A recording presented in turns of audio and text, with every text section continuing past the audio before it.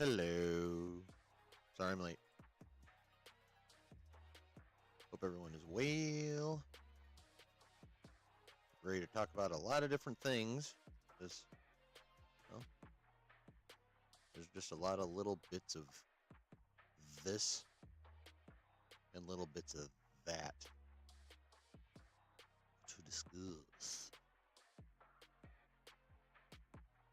So fill your cup and light your smoke. Because it's Saturday night and it's time to get nerdy.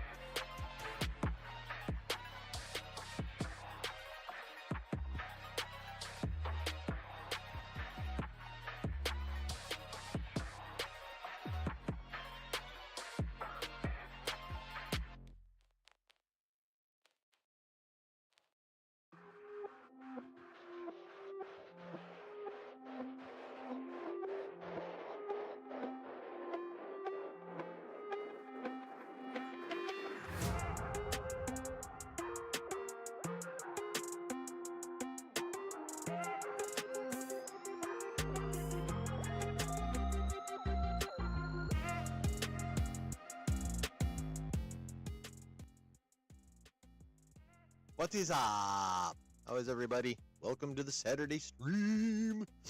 Welcome to my growth is still there.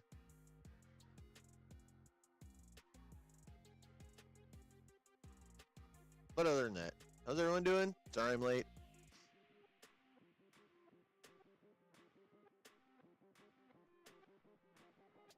Shit happens. Hope everyone's doing good. What's going on? Noah. What's up, Brennan? What's up, Delta Dan? What's up, Brooke? How y'all doing tonight?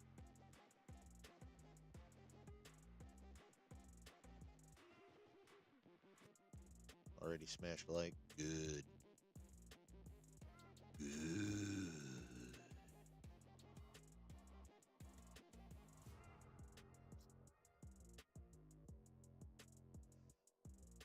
Yes, interesting stories this evening. Got some quotes from a big old article about Daredevil in SFX magazine. Got actors lying again. All kinds of fun stuff. Watched some Warhammer videos. Hung out on Twitter. YouTube Shorts. Nice. Delta Dan. Chilling at home while wifey is having girls' night at the local bar. You get to pick them up in a bit. Oh, nice.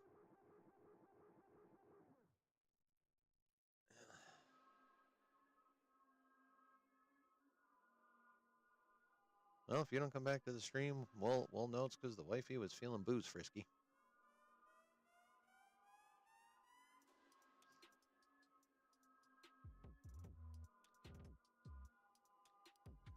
Like in Rob's videos on the Absolute Wonder Woman comics. Nice.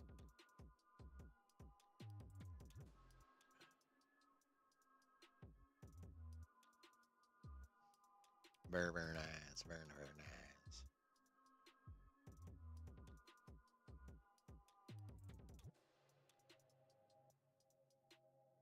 Got your enhanced ID, since those will be required for flights after May 2025. Assuming we want to get on flights at that point in time.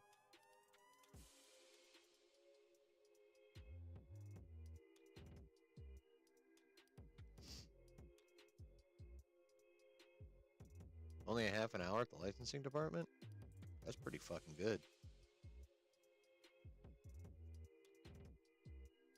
That's not bad at all.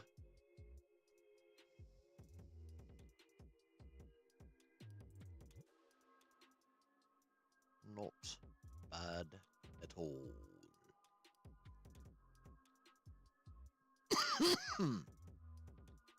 Excuse me.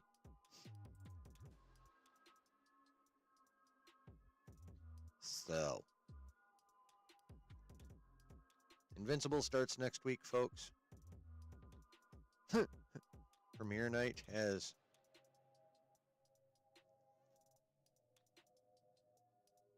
Deldan says, I'll be listening to you instead of them. If she wants to frisky, you will hear radio silence from her. I would hope so.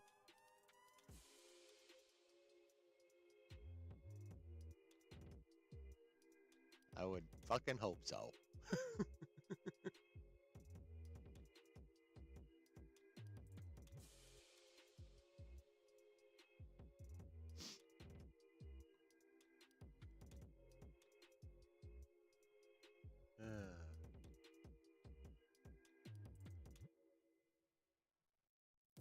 Cool. Pardon an itch.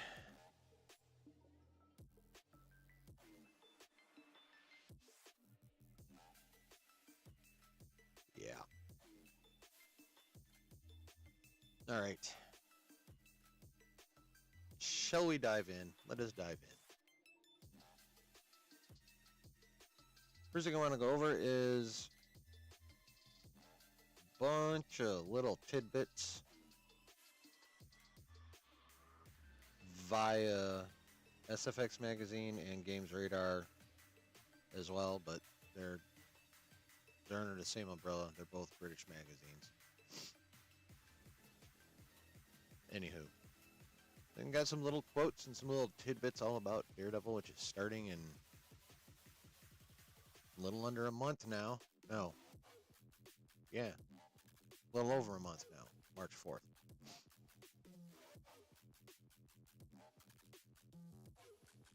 And by the way, welcome to February, motherfuckers.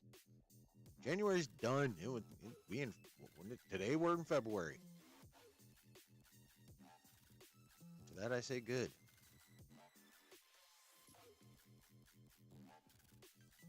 Because the sooner February's over, I hate this month. Just as a quick aside, I fucking hate February. I hate it. I'm not a big fan of winter.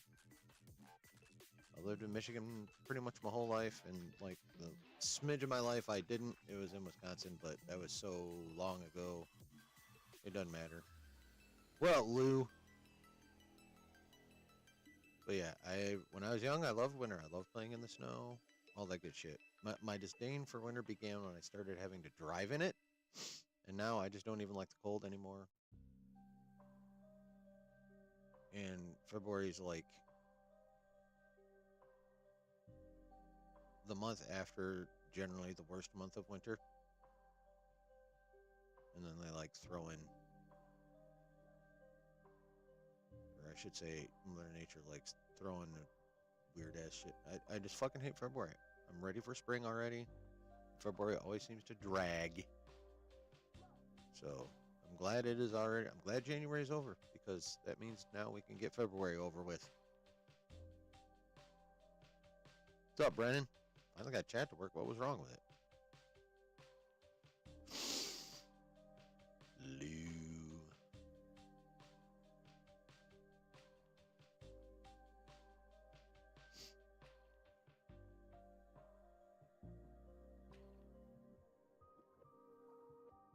Yeah, welcome to day one of my shittiest month of the year. But we finally get to clap eyes on Captain America Brave New World this month. We get to clap our eyeballs on Invincible this month.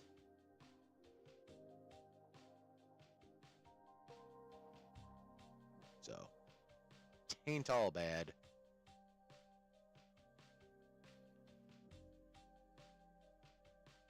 Tain't all bad.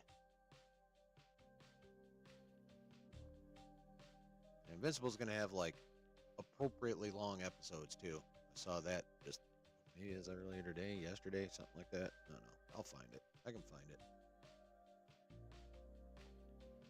Wasn't popping up on your end? Well, fuck YouTube then. Oh, don't even start that bullshit, Delta Dan. Oh, fuck. You know, well, way, way, way better than that.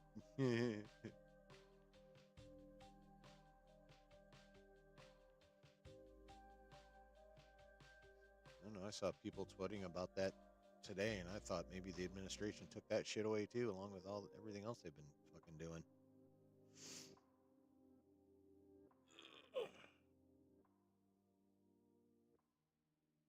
Yes, I enjoyed the new Spider-Man quite a bit, Lou. How about you?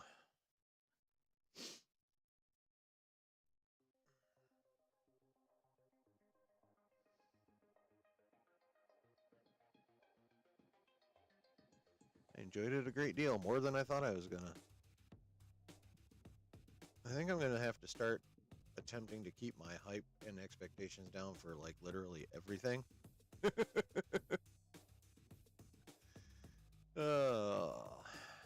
Because it's been working out. I didn't think there was gonna be much to Agatha. Ended up being pretty good. Wasn't really prepared to be wowed by Creature Commandos, but that was pretty good.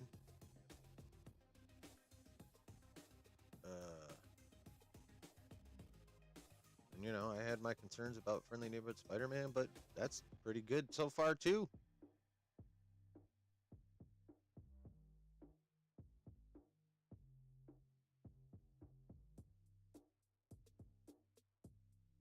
So yeah, it's been oddly pleased with Marvel's Disney Plus content. Well, actually, I've been oddly pleased with shows I wasn't expecting to be pleased with, like 3 in a row. First, it was Agatha, and then, since they were running practically concurrently, Creature Commandos and Skeleton Crew. Pleasant surprises all.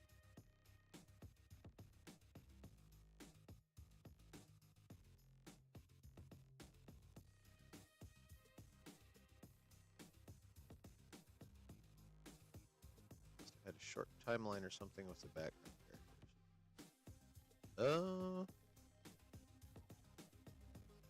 Not sure what you mean, Lou.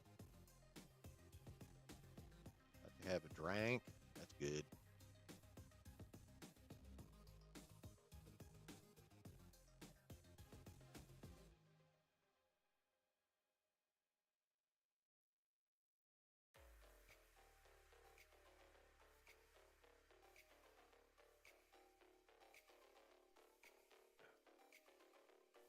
Yeah, definitely dub for Spider-Man, Brennan. Definitely.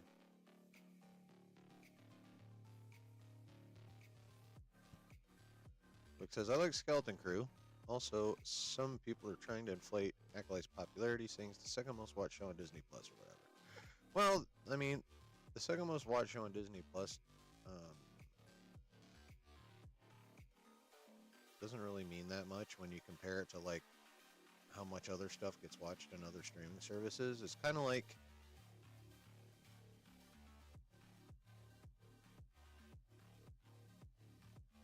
yeah, YouTube. It's kind of like oh,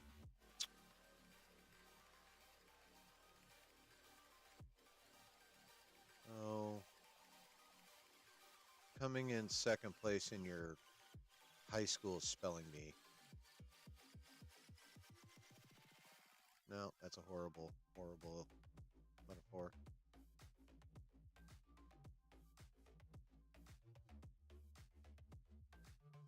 It's like getting the second highest grade on the SAT in your high school, but your score when you're compared to like the county or the state is crap.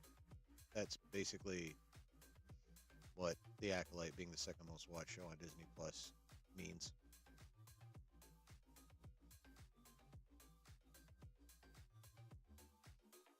Some characters in the back were like frozen. Oh yeah.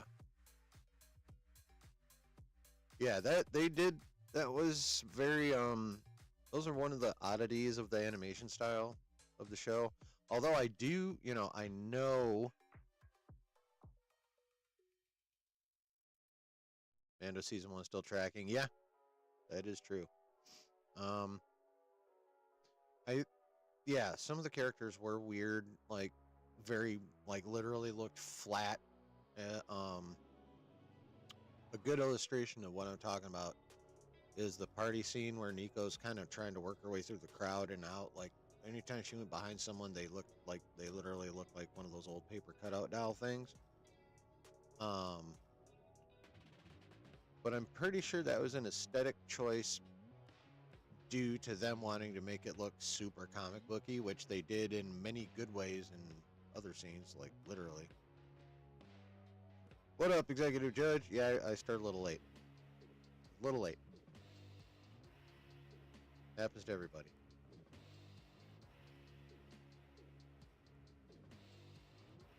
Well, not just. I've been almost 20 minutes.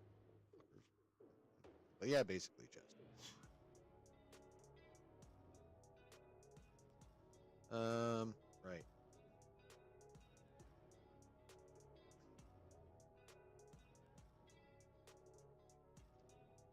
Well, just so happens. Got a little bit left.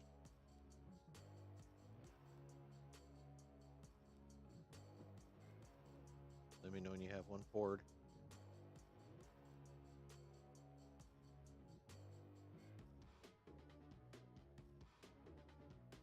How you doing tonight, Judge? How's your honor? Finished season 1 of The Boys last week. Gonna start season 2 sometime soon. Nice. Yeah, they're. Oh wait, no. Boys is next year. Gen V is supposed to be sometime this year, though. I'm looking forward to that. Heard it was Ditko inspired. Yeah, heavily Ditko inspired.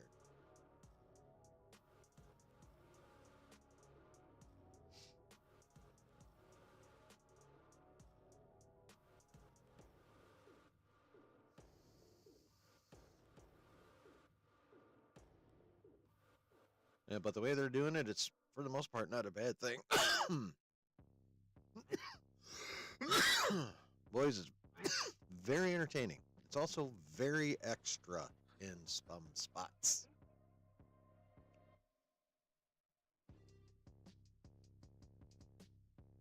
Little late. My life was late twice.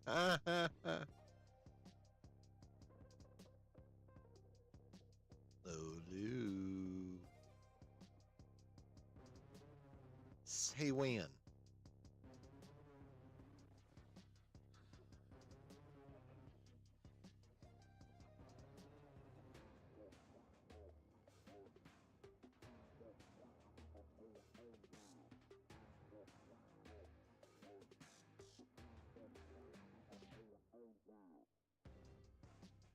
Say when.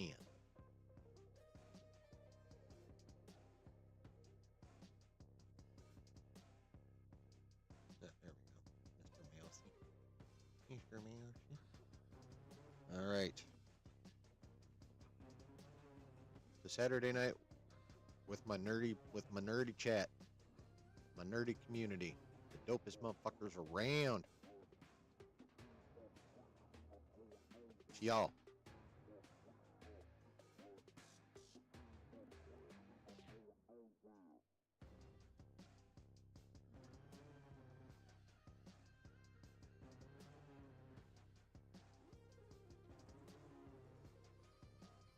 Damn, you're only a mile away from the bar? That's awesome.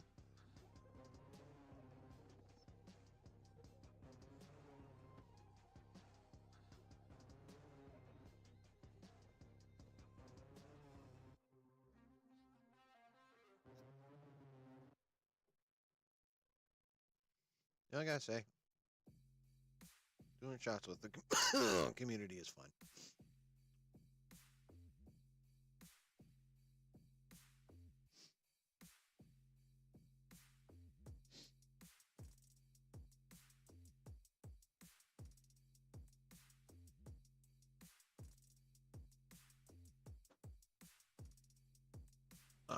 bumped it. God damn it. Hold on. Oh, not that one.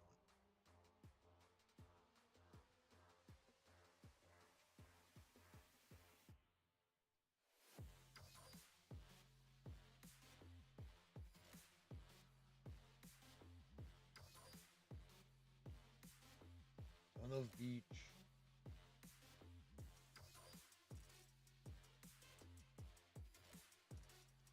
Cool. There we go.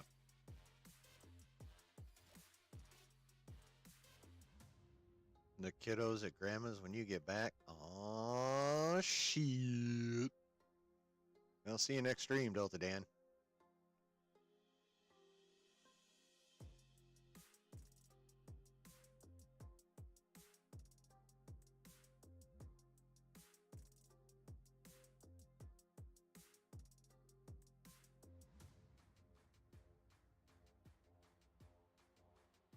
That's all right.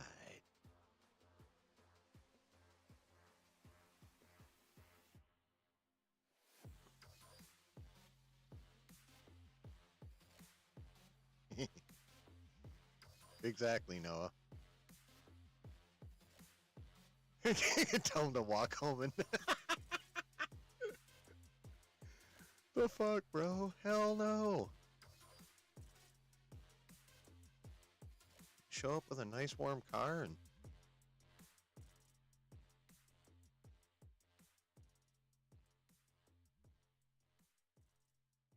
you know, maybe you go home before the friend gets dropped off.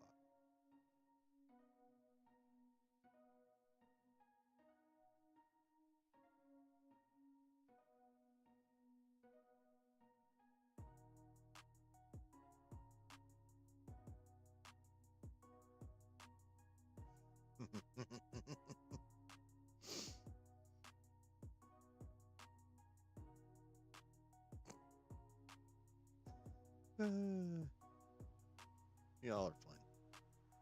Y'all are fun and funny and awesome.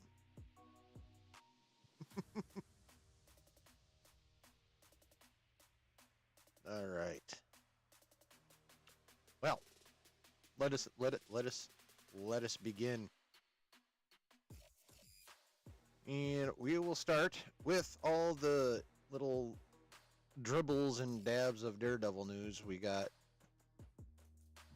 from an article in SFX magazine with, Daredevil on the cover. They're doing a big old thing on Daredevil. I tried to find the article.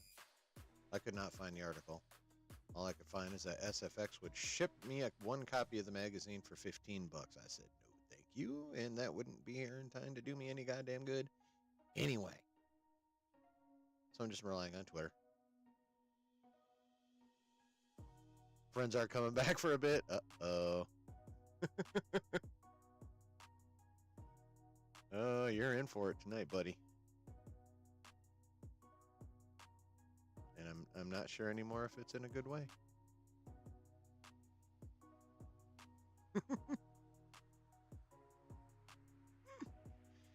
Anyway. Daredevil tidbits. Some of these you've heard about. This one's funny though. Daredevil will have more fun in the moments with these characters and a lot less navel gazing than Netflix's Daredevil. Except it turned out that quote was about the original version of Daredevil Born Again. But yeah, I just didn't want to hear characters grousing about their lot in life. Showrunner Dario Scardapene says Daredevil Born Again will be much darker than Netflix's Daredevil. Interesting.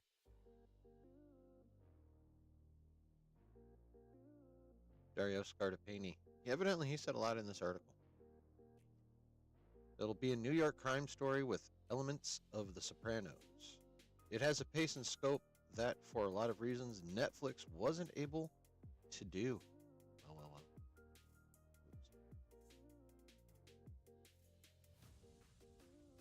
It's officially rated 18 plus in the UK, which is RTVMA, which is what it is here. This one's funny. Daredevil Born Again may not address Matt's relationship with She-Hulk, says showrunner Dario Scartapani. Those other events happen, but some of them we are not leaning into. No walk of shame. Now here's a fun one. The showrunner, Dario, I'm done saying that fucking last name of his, has teased an unexpected character appearance in the series. You're going to see a character you never thought you would, but they get folded into the story in a manner that is organic and exists in our world. Really? I wonder if he's correct that we never thought we would see whatever character that is, because being the nerds that we are, we can think of any number of characters that would be cool to see in that show and that they could fit in fairly organically.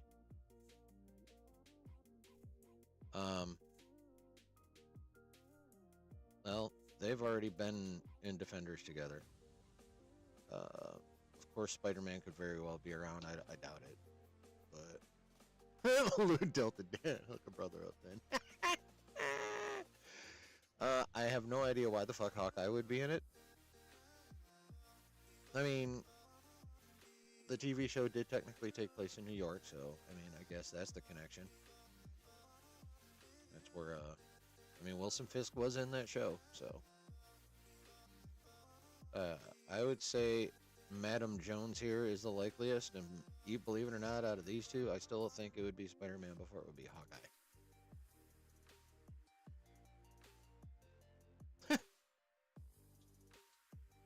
Delta Dances, come by. Some of them are single. The odds are with you. Yeah.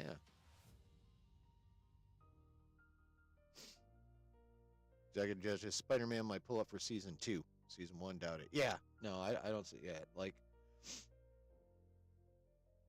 both of these are, for me, extremely low likelihoods. Seeing Jessica Jones is definitely, at least for me, the odds are much higher. But that would be dope. I mean, since Spider-Man 4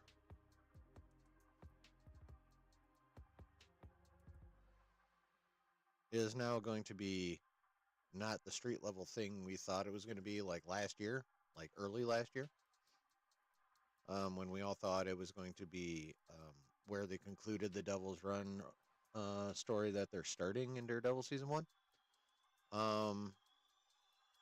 Or at least that we thought they were starting in Daredevil Season 1. It looks like they're probably going to do what we thought they were going to do with Season 1 for Spider-Man and Spider-Man 4 for Season 2 and Spider-Man 5.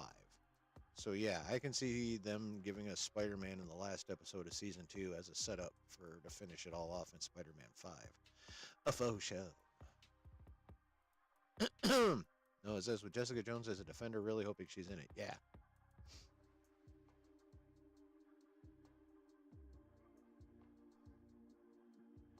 Book says, I liked all seasons of Jessica Jones. I'm hyped to see her again in the new Daredevil if she's coming back. Oh, yeah. Yeah, behind Daredevil, like, that was the only show I liked better than Jessica Jones was Daredevil. Yeah, Jessica Jones is pretty good.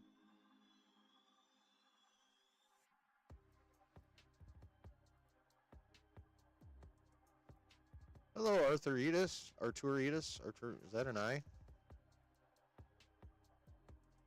Arturlitus. Marvel is fried and cooked. Well, that's your opinion. Thanks for popping in and letting us know what you think about Marvel. I mean, you're insanely incorrect, but, you know, you're allowed to think that. People are allowed to think Star Wars is in a good spot, too. David Tennant as Purple Man was sick. Yes, that is, yeah. Although he didn't spend very much time purple.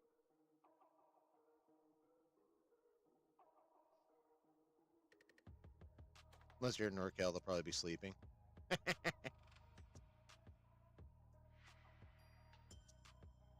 Please bring Ritter back. Oh, yes, definitely.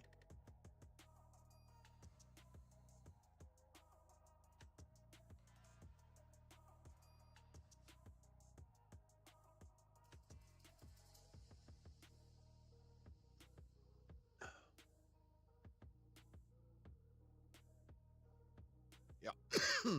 So yeah, and, apparently Jessica Jones was supposed to be Peter's best friend instead of Nico. I never heard that one, but that's interesting. That was interesting. That's kind of interesting. Not quite sure how that would have worked, but he's got the purple suit most of the time. Yeah, true. That is true.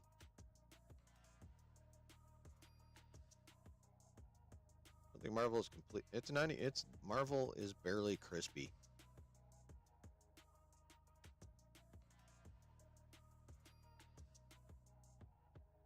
Only on season 1, episode 3 or 4.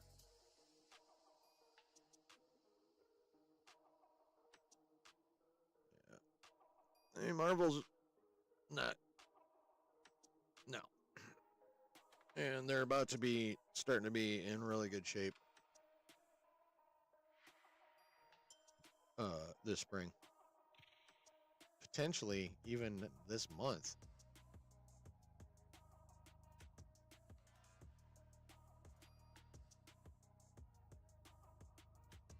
I mean, outside of, little bumps in the road with things people say, like the hype for Cap America is building. Marvel's marketing the shit out of it. A couple new clip, or at least one new clip dropped today.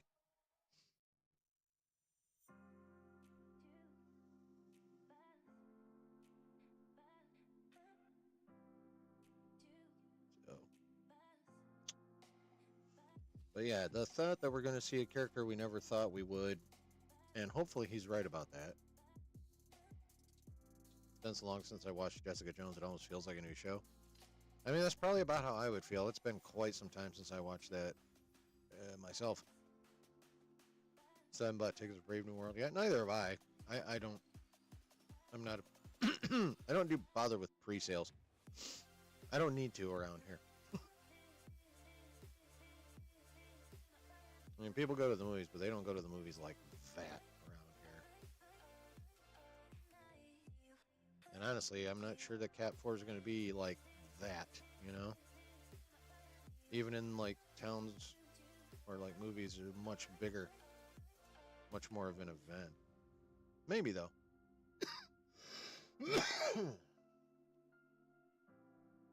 We'll probably get more. We'll probably get more early sales numbers this upcoming week.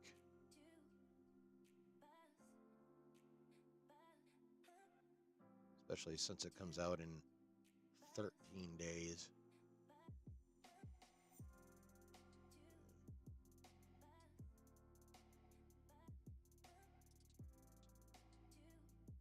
Even when it's an event movie like Avengers or No Way Home and Deadpool 3 was. Around here, yeah. Well, actually, Deadpool 3, I mean, that did pretty well around here, but like, I went online, I could have got tickets. I could have walked into the theater and got tickets even on opening day. Like, I just, I probably wouldn't have been happy with the seats, but I still could have got tickets.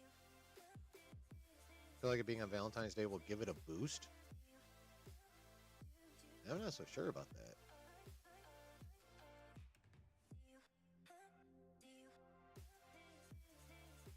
I mean, it could go that way, but I don't know.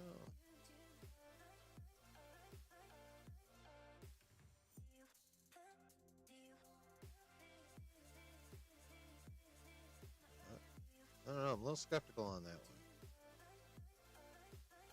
Like, how many normie couples are going to want to go watch Cap 4 as their Valentine's Day date?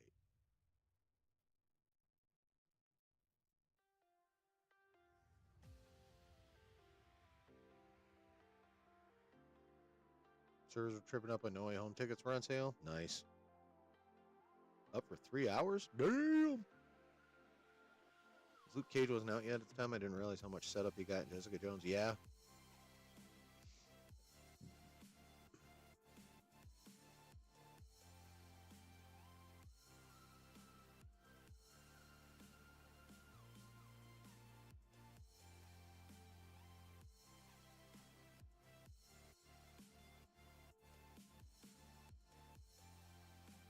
Chilling, none of the men in the chat are gonna get some on Valentine's if the movie ends up being trash.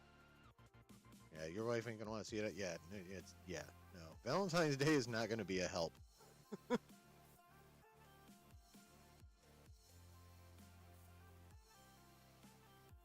Now, like rom-coms and shit like The Notebook, that's a different story.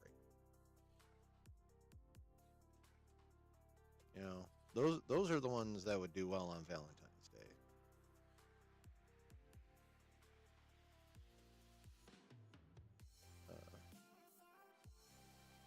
I don't think Captain America 4 is going to be helped by coming out on Valentine's Day. I don't know that's actually going to probably be, I don't know that it's going to hurt it any. I don't think it's going to hurt it any. But I really don't think it's going to help. You gonna see it on Valentine's Day, Brooke?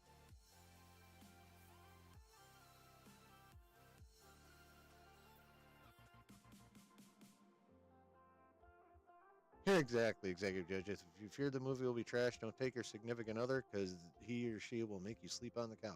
Yep. What up, Daniel? Huh? Spice Master.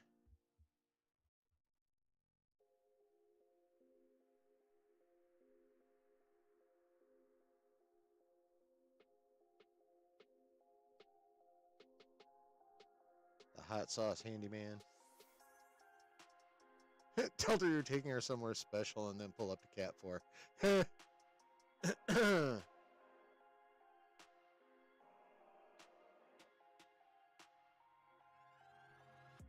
I don't think that goes so well, Noah. Yeah, Brooke, I'm with you. I think the ocean fight scene is going to be pretty dope. I think that looks like it's that looks like it's got a lot of potential, that fight scene. I got to say I will say the action does look pretty good. And I feel like that's, I think that's how the Russos ended up with a producer credit on that puppy. I think they went in there and was like, yeah. Remember how our action looked in our movies? Let us help you now.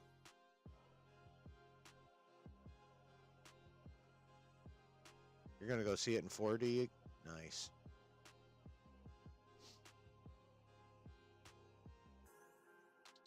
I'm not sure I'm not even sure where I would have to go to see a movie in 4D.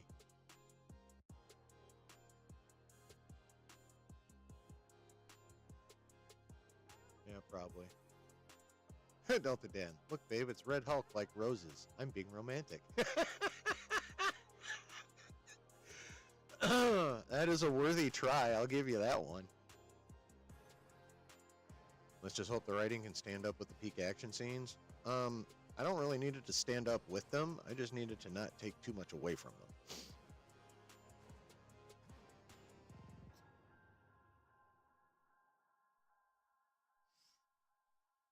Like I'm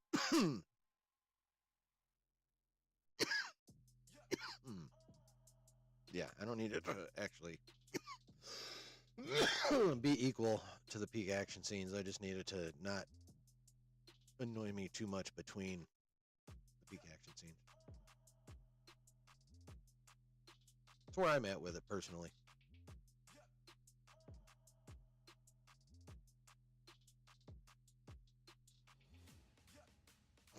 Exactly. But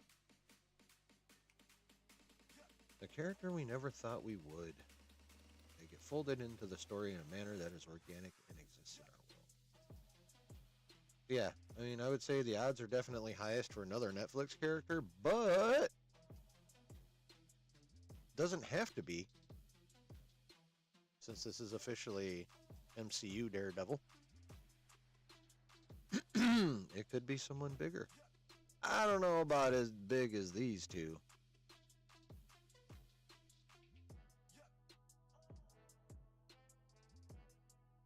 Could be Echo.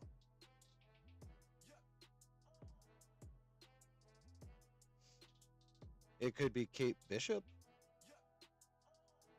Although she's been busy making a vampire movie, so you never know. She may have had time for both. I could see Kate Bishop.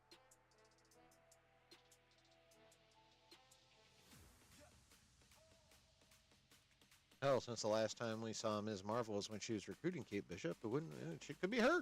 Never fucking know.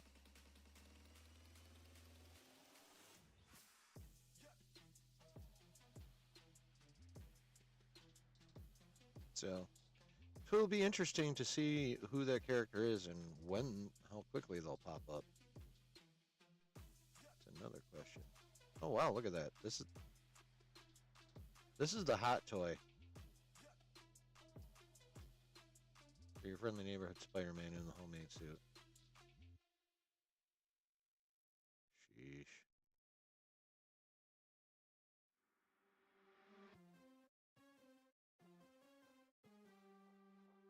Oh yeah.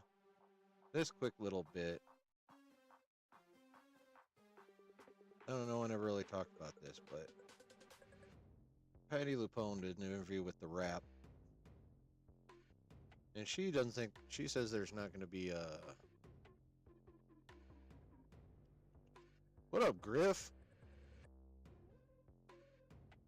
She says because Jack Schaefer says I don't do second seasons, there's too much to write. I mean, I believe Patty Lupone that Jack Schaefer said that, but I don't. When it comes to what's actually going to happen, I don't believe Patty Lupone knows shit. Especially with the way that Agatha season 1 ended. Now, could she end up technically being right if, they do a show with Agatha and Tommy in it, or Agatha and Billy in it, but don't call it Agatha all along season 2 and call it like Wiccan or some shit? Yes. But that'll be like horrifically pedantic because it'll basically be Agatha season 2. Like whatever they call a project that picks up after a Ghost Agatha and Billy go to look for Tommy. I don't care what title it is. It's basically Agatha season 2, and Jack Schaefer will probably be doing it. So, yeah. It may not have the title, but whatever project comes out that picks up with Agatha and Billy again, it's pretty much Agatha all along season 2.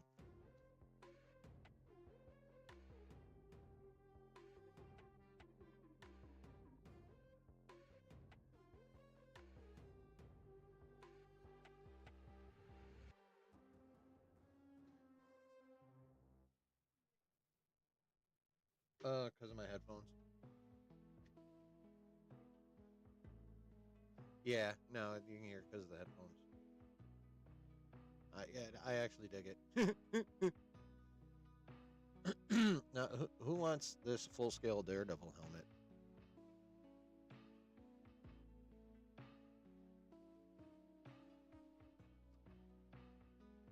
Look at this hog.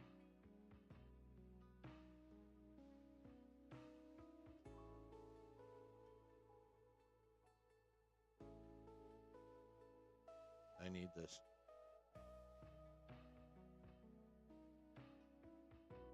So we're talking about all the Mackey stuff. Here we go. More quotes from the showrunner Dario Scardapane. Daredevil and Born Again will include a violent sequence that is straight out batshit and way farther past anything Netflix's Daredevil ever did, and it's absolutely earned. Well, can you see through it? Good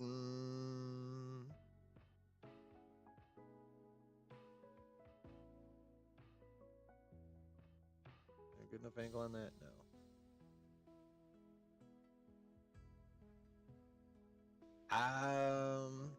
I think you should be able to see through it. Looks like you'd be able to see through it to me.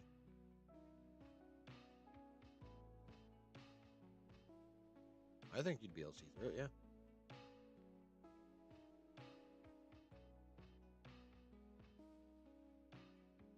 Now, if I were to pick a scene that is straight out batshit and way farther past anything Netflix Daredevil ever did, and it's absolutely earned, is when I busted out. No, they're both there. One of them's just got glare on it from like a flash or a light off to the side. It's just reflected light in the one. My guess would be that for this scene, assuming again that he's not just gushing, as a reflection about his own show, taking him at his word. My guess for that scene would be when Daredevil fights Muse. That would be my guess for the batshit, way farther past anything Netflix Daredevil ever did, earned scene. Would be Daredevil and Muse. Could be that bank scene where, you know, there's multiple assailants and we did see the compound fracture with the knee in that one that one thing of the trailer. But fork to my nose, I'm guessing it would be the Daredevil v Muse.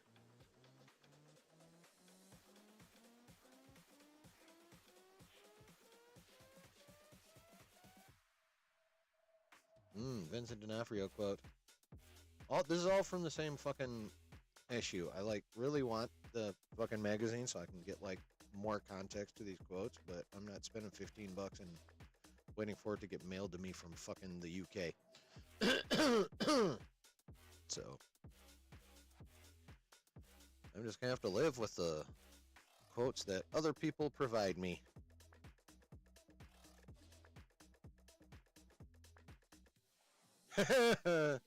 Lou trying to do some Discord dating. Look at you. Respect, though. Daredevil Born Again will set up something quite cool in the MCU, says Vincent D'Onofrio. Something that people don't know about, that we're not even completely clear on. Yeah, I don't buy that one, whatever. Marvel keeps a lot of secrets, but we do get clues. You know? Okay, so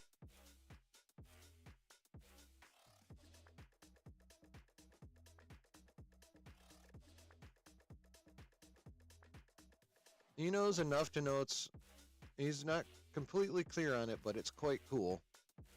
And he says we get clues. You know why I think that's cool? Because they're bringing back the one thing that was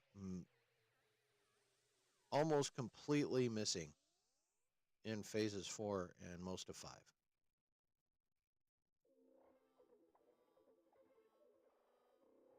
Know what that is, chat? You know what that is? What am I going to say? Outside of, quality writing. Obviously. What's the massive thing that we got in phases 1 through 3 that we got next to nothing of in phases 4 and 5 for the most part? Precisely, Noah. Precisely.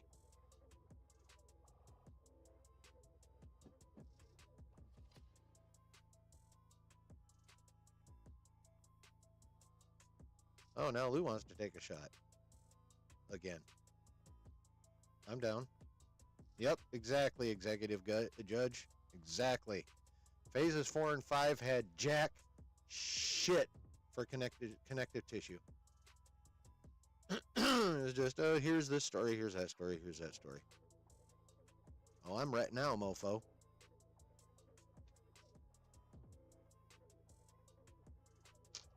It's Saturday. Sticky, icky, icky, icky.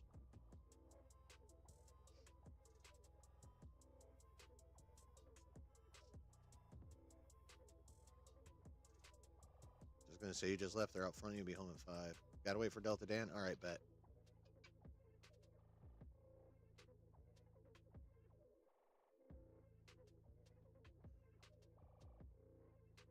Oh, we're not gonna wait for him now. Okay. I mean, it's not like we can't have another. It's not like we can't have another. Eh?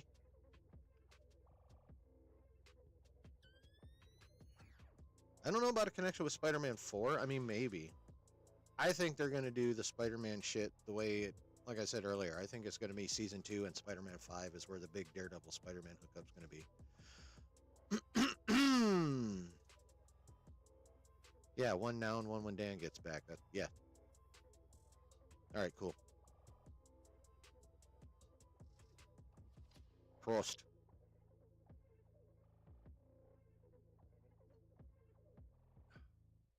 Shit, I pretty much only got enough left for one more. Got kicked. What'd you miss? Just more little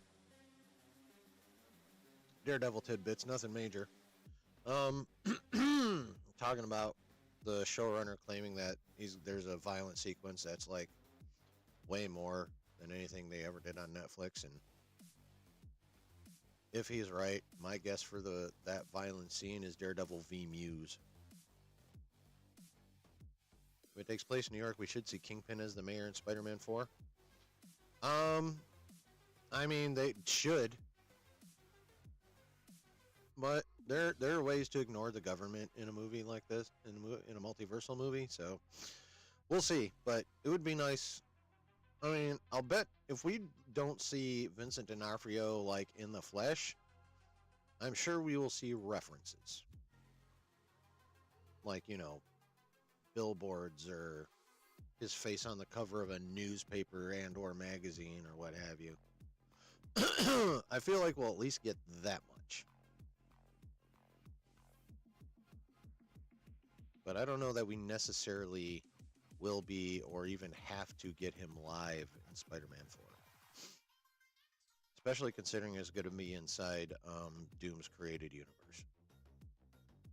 Battle World or Battle Universe, whatever you want to fucking call it. Battle Worlds. So, I don't know that, yeah.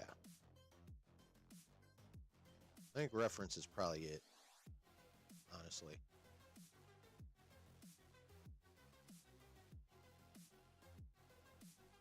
But back to my point, yes, connective tissue is what was missing.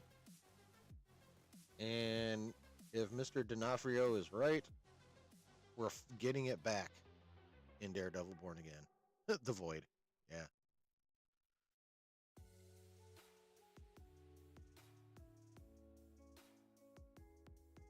Will Daredevil Born Again kill off Karen and Puggy? All those rumors are true. None of them are true. I refer people to the comic books where the fate of both of those has happened many times in different ways. Says showrunner Dario Scardapani.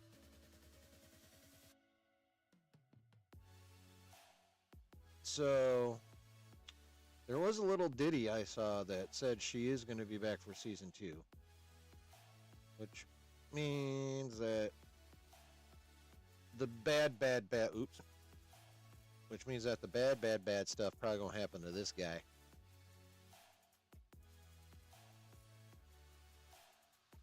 Oh, we'll see.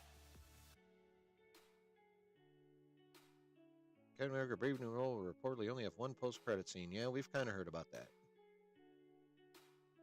Now this, we're going to get off the Daredevil thing for a minute because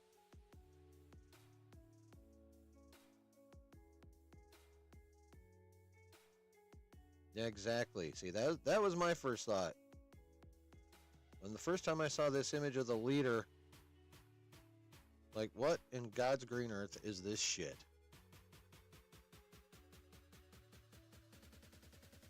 What do you mean we can't say Diddy anymore? I can still say no Diddy. But, I'm really hoping this image is not super accurate, because, again, this is Doom. This is the 2015 Doctor Doom.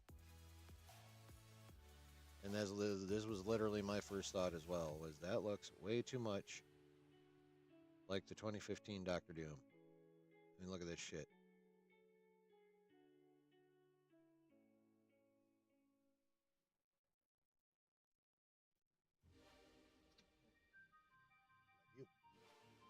But yeah, what the actual fuck? I mean, we all know what he's supposed to look like.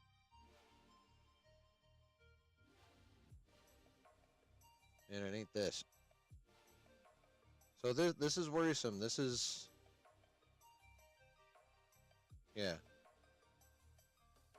This is this.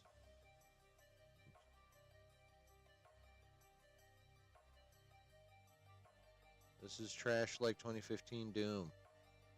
This is trash like what they did with the Grand Inquisitor and Kenobi.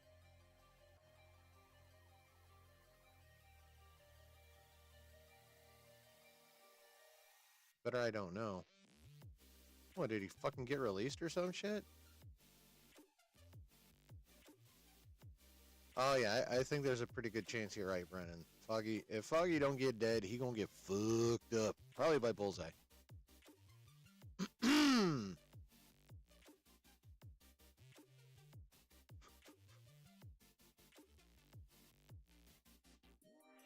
I mean, you're right, Brooke. That is a little grainy.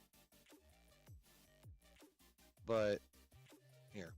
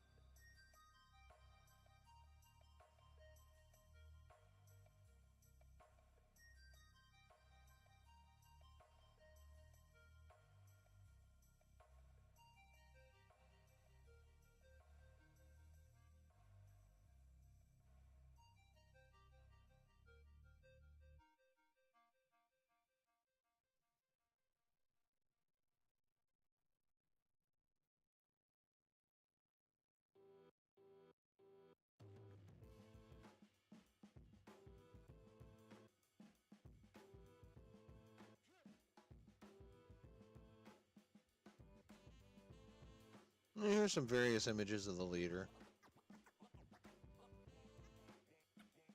This look right here is his most standard look. And as you can see, they've adjusted them. This one might be the closest to what that current picture looks like. But, you know, to accommodate the whacked out face, even from what we saw.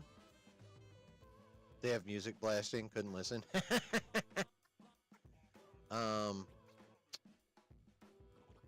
But even there, if you're going to give him the funky face, you still got to give him the ginormous ass head.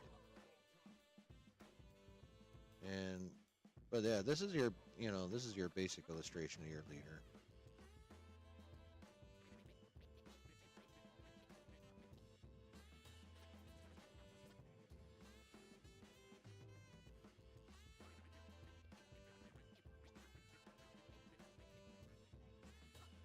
Oh, wow.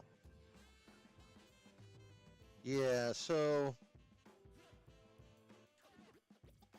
yeah, I don't dig it. Even if like you reduce the grainy and it ends up looking cleaner, that's still.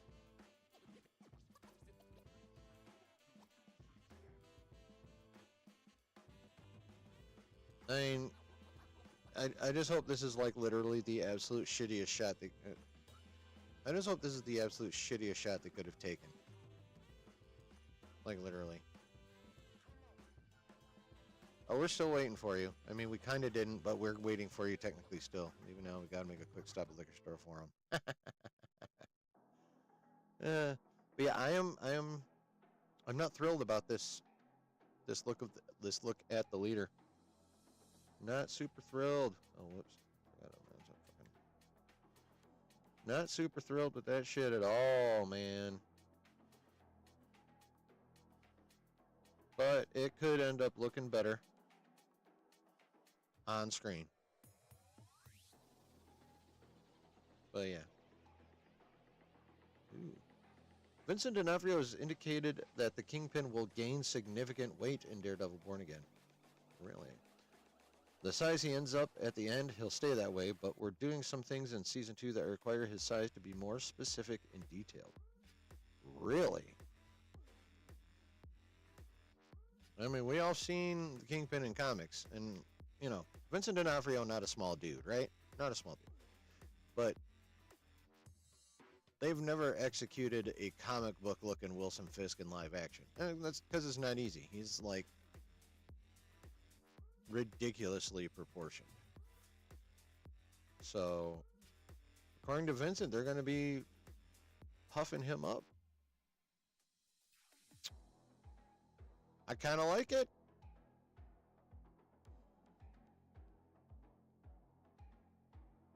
I kind of like it. What's up, Rob?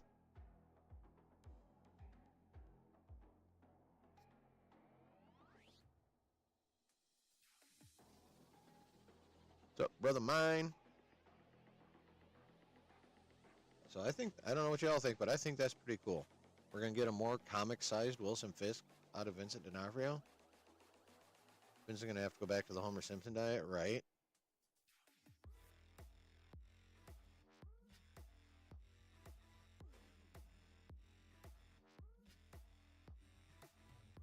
Oh, Charlie Cox backs up Showrunner. Born Again will include a couple of fun cameos from the MCU.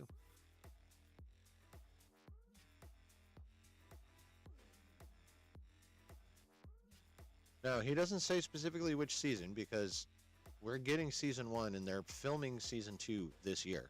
Actually, I think they've already started. What if he gets to the size we see him in Across the Spider-Verse? I mean, that would be fucking sick.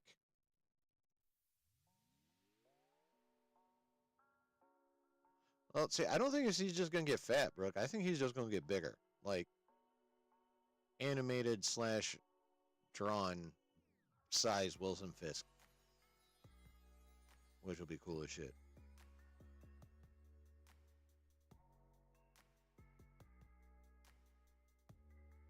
Oh, we'll get to you, sport.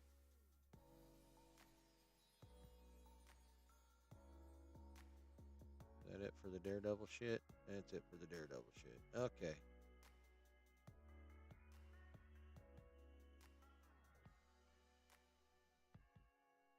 So we went over this some on Wednesday at the very end of the stream, but I want to get back into it because it leads into something else. So y'all remember last week in that Variety article where Benedict Cumberbatch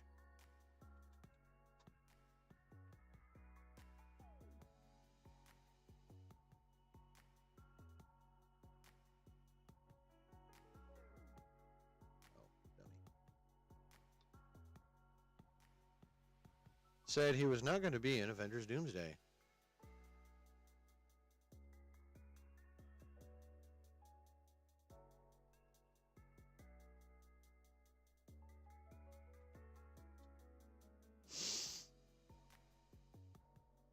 Right?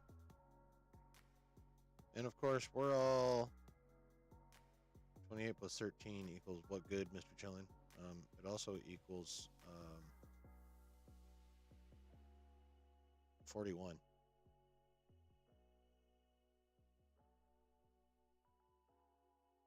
Kevin Davis, what's going on? A bunch of people show up and support Daredevil Born Again, reject Wonder Man and Ironheart. I mean, it's distinctly possible.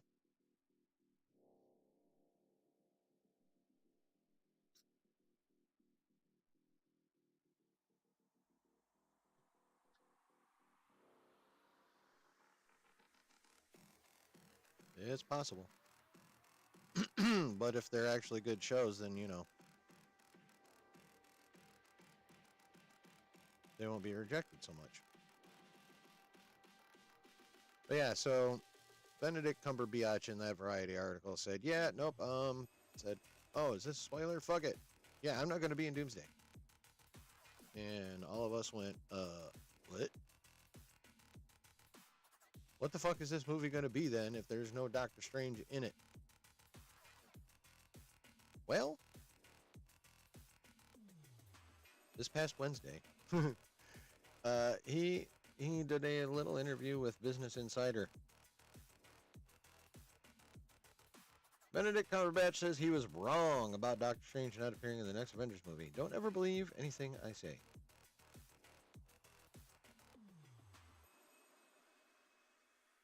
Marvel fans already knew they hadn't seen the last of Doctor Strange, but we might be getting more of him sooner than we thought, at least if Benedict Cumberbatch's latest comments are to be believed.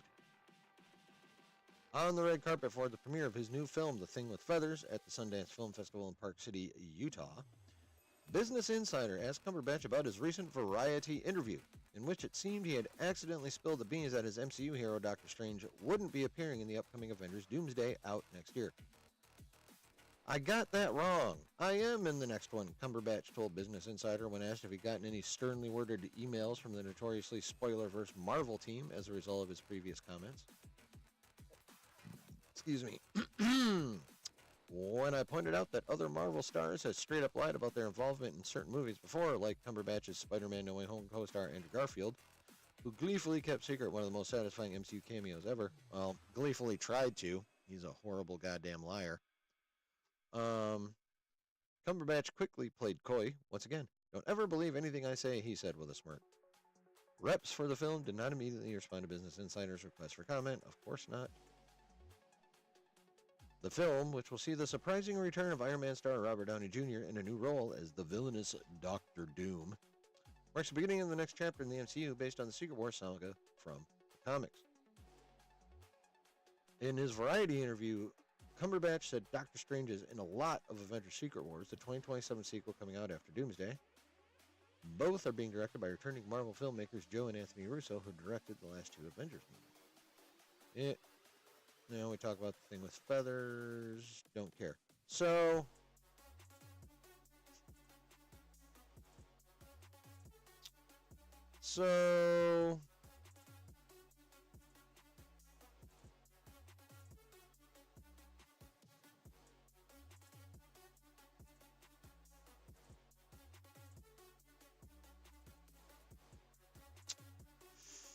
yeah.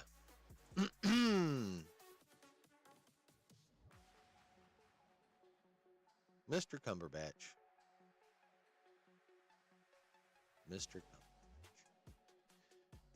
First question. You said you were wrong.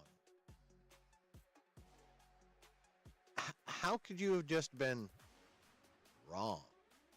Like, you did the Variety interview and they called you up. It's like, hey, dipshit, do you realize he was talking about Doomsday and not this other project? Did he confuse it with a different project?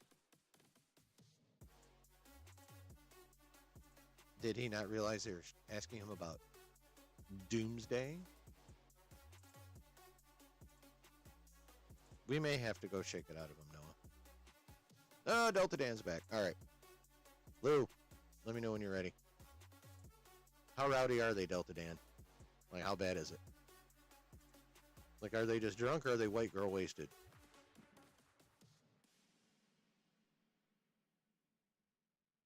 And if you don't know what white girl wasted is, come to a dive bar in Flint.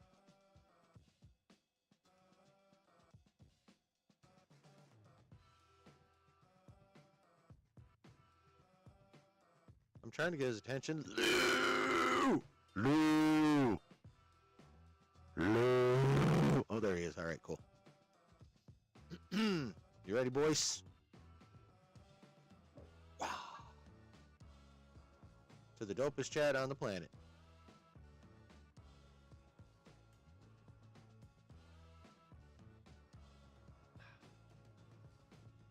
White and Hispanic wasted? Oh. I DJ'd for about a year. Shit, white girl wasted. Let's fucking go. Yep. And I ended up DJing at a very heavily Hispanic bar, and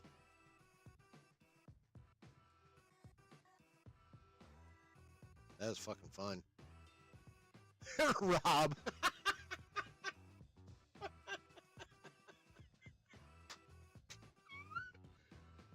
White girl wasted. Coming to a Planned Parenthood clinic near you.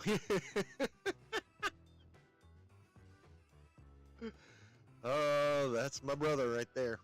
Woo.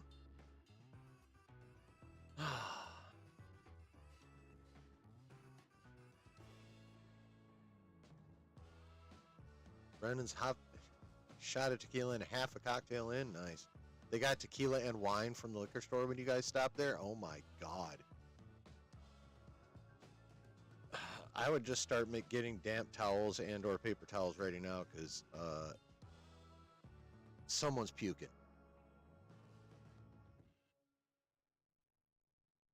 Just one of them ladies gonna be puking.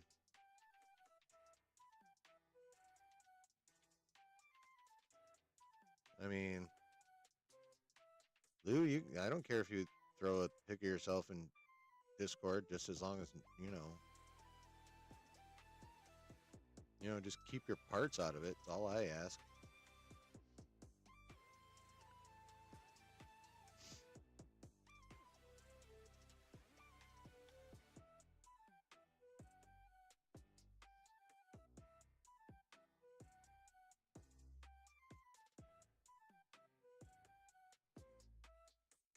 Delta Dan, help me. You'll survive. Yeah, no parts, no parts. Yes.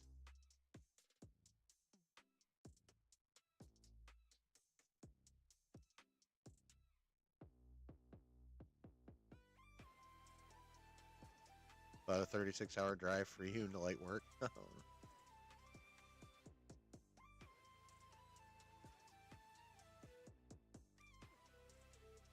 I wish memes could be posted here. So much material out there about ways to people. Yes, that is one of the biggest flaws about YouTube chat.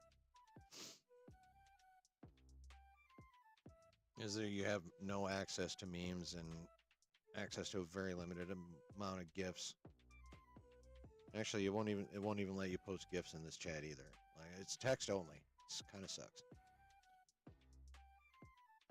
I don't know why that's like that. That is one of the biggest weaknesses on this platform, for sure. So, but yeah, what the hell? Oh yes, Benedict Cumberbatch. I was wrong. What the? I don't know how you could be wrong. Other than I don't know what the fuck movie you were thinking about. They were talking about. Dan's gonna take another. YouTube chat would go crazy if they allowed that. Yeah, I guess you're right. Maybe that is why they don't do that. All right, get caught up, Dan. What whiskey, by the way? So that's question one. Oh, it's only 14 hours for Lou. All right. So here's what you need to do next time, Delta Dan. He was trolling. Which time?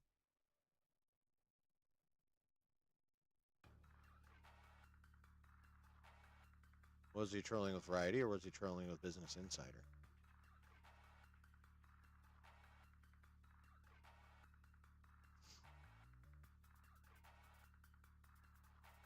But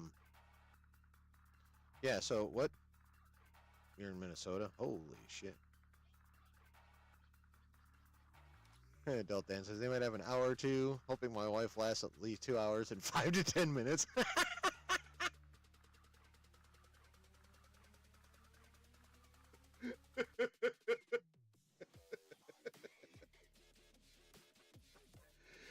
Oh.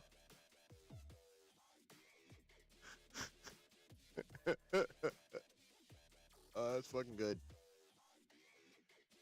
Well played, sir. Well played. So what other project could he have been thinking of? Was he just fucking around with Variety? Is he fucking around now? Screen Rant did an article, and they threw out the theory that he potentially thought or forgot that he was in the movie because he's only in one scene, i.e. a post-credit. Which would technically mean that he would have to, like, he said that, and, like, Joe Russo texted him, it's like, dumb shit. You're in a post-credit scene, so technically you're in the movie. Walk it back.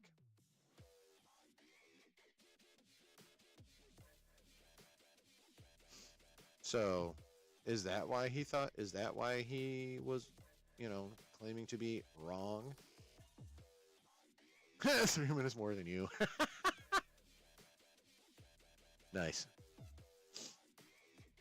Did he forget about his one scene? Is that the problem? Is he only in a post-credit? And he just forgot he was in a post-credit?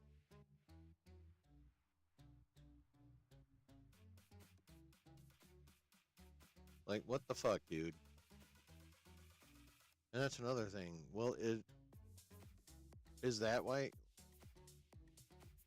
Like, is he really only going to be in a post-credit scene? I mean, it would fit. And someone threw in this notion in the chat Wednesday when we first talked about this, but I want to talk about it again because now we have another star flapping their yapper, and I kind of wanted to tie the two together.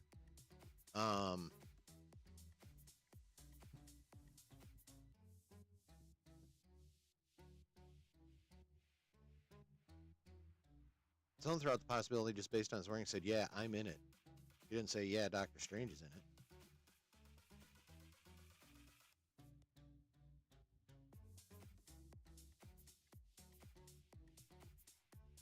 Although I don't know who or what else he would be besides Doctor Strange. But yeah.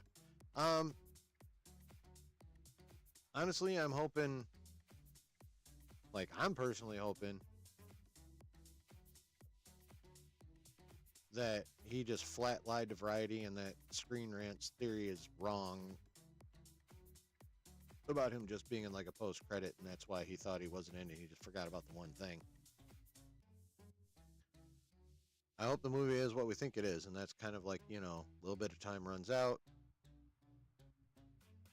You know, a little bit of end of the New Avengers, a little bit of time runs out, and a little bit of Children's Crusade.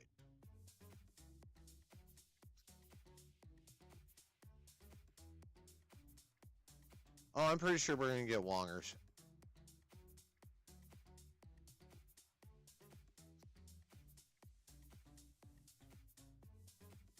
I'm pretty sure we're going to get Wongers. I love Wong. Give me all the Wong. Pause.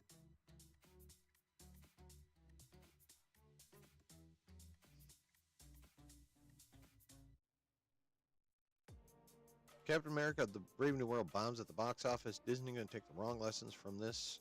Stop showing diversity and inclusion just to make money? I don't think so. I don't think so. Doomsday is arguably a lot more to juggle than Infinity War did. Yeah, which is another reason I'm glad they brought the Russos back. Because if nothing else, they've proven 4 times they know how to handle an ensemble. Right? Winter Soldier, Civil War, Infinity War, Endgame. Den of Dongs. I mean Wongs, right? Well, if Josh had... There's no way he could have, but... Even if he did it off camera, he almost had to do Den of Dongs. There's no way Cumberbatch said that. I will stand on my head naked for an hour.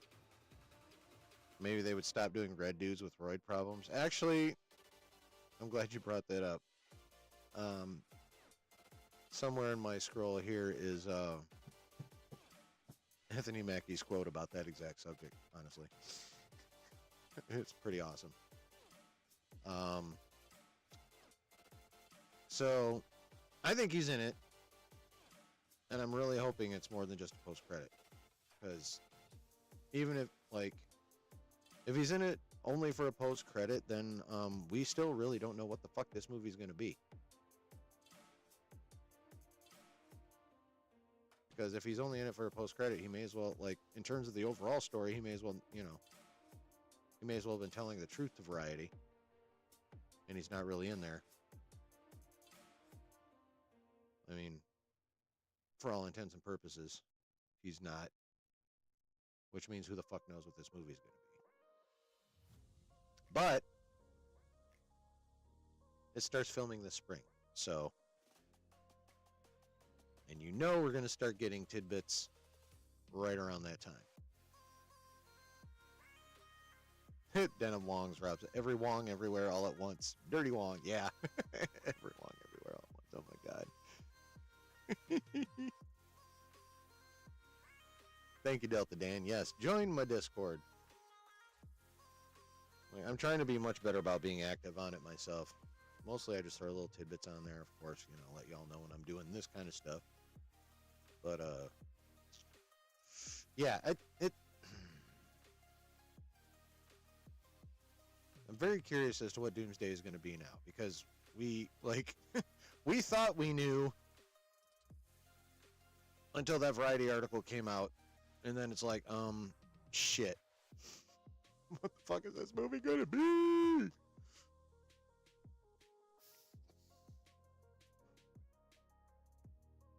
So, yeah. Like I said, we talked about that in the last part of the stream Wednesday night, but I wanted to bring it up again tonight because yet another Marvel actor is talking about not being in shit, even after being reported to be in it by a fucking trade. According to the Esquire, Chris Evans has denied reports that he'll return to the MCU in Doomsday. That's not true, though. It happens every couple years ever since Avengers Endgame. I've just stopped responding to it. Yeah, no, happily retired. And there's also John Rocco was kind enough to dig out the entire quote from the article.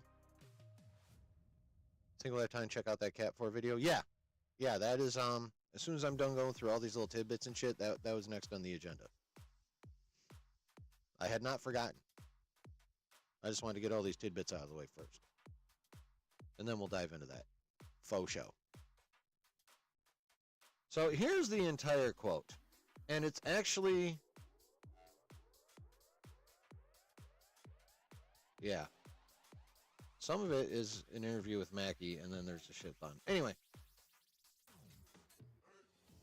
While we settle in, I bring up the news that dropped 2 hours after we parted ways in New York. Deadline reported that Chris Evans was returned to the MCU in Avengers Doomsday.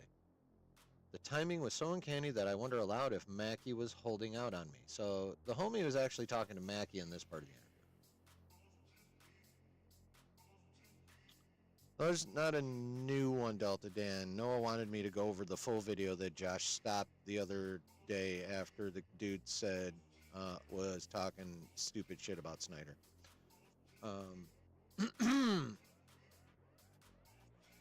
Saw a different one during the playoffs.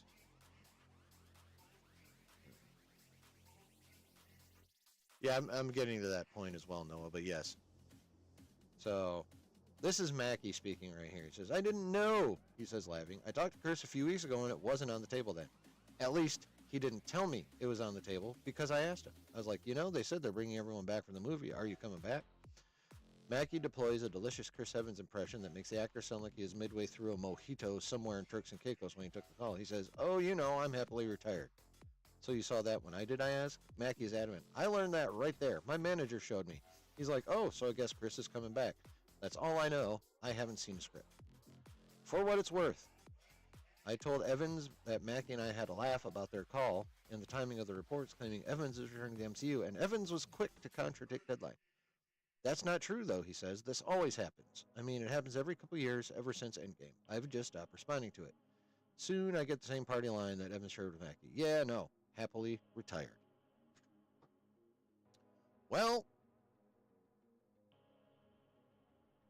problem one with that is the usual problem I have whenever a Marvel actor denies they're in something is they're pretty much almost always fucking lying. So that's number one. Number two, and they're not all, like, no one is 100% accurate. Not Alex Perez, not Jeff Snyder, and unfortunately, not the trades. But this isn't just like, an RPK rumor that Evans is denying. Fucking Deadline. One of the trades reported that he was going to be in Doomsday. Right? So that's a big thing right there. It's not just, some rando anonymous scooper that he is debunking. Okay? It's not like he's debunking something RPK or My Time to Shine Hello said. This came out in the trades. And as we've discussed plenty of times before, the trades are basically mouthpieces for the studio. Am I getting crossed? What do you mean? No. I don't think so. hey, I'm not quite sure what you're talking about, but it kind of seems like it's got a negative connotation to me, and I've got no negative anything going on right now. Oh, are you talking about this?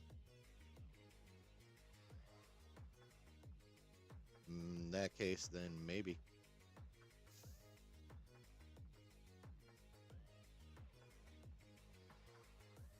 Oh, drunk and high? No. I haven't had enough booze to be drunk. But yeah, little stoned. You'd hook me up with a different vape pen? I mean, if you want to, sure. I mean, this whole thing together was just $20, so.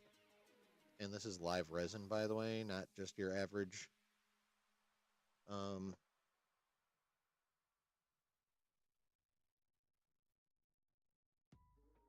your average vape liquid.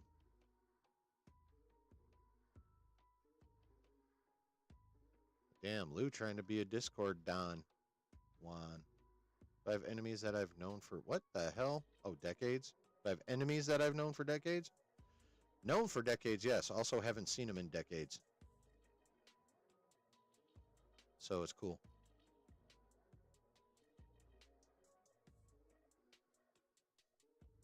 Mostly people I knew back in high school.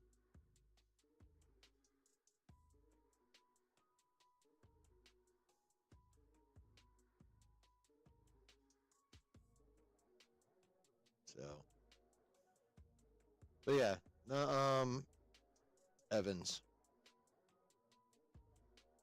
Like, and as Noah brought up while I was reading the article, that motherfucker was just in Deadpool and Wolverine last year as Johnny Storm. Okay, so that, and we all know, right? We spent enough time in the tower. We know how this shit works.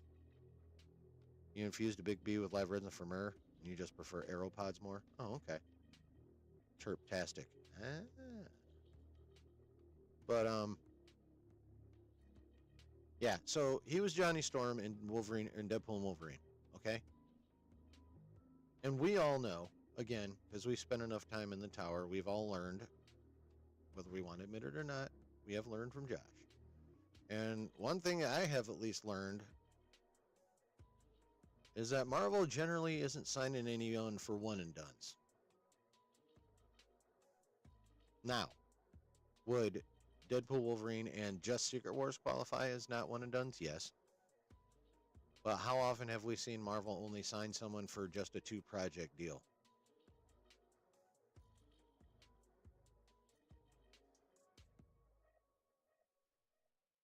I can't think of anybody off the top of my head.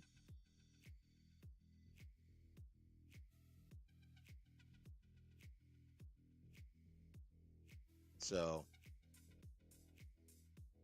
there's no way that he has anything less than a 3-picture deal signed. Which means Deadpool, Wolverine, Secret Wars, and what's in between them? Doomsday. Like, sorry, Chris, don't believe you. Don't believe you in the slightest. Probably be a 2-project deal since it's just a guest appearance.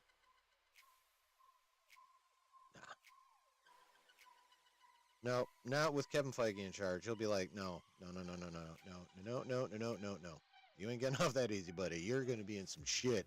We're finishing the multiverse saga. We need to finish huge. Everyone fucking loves your ass.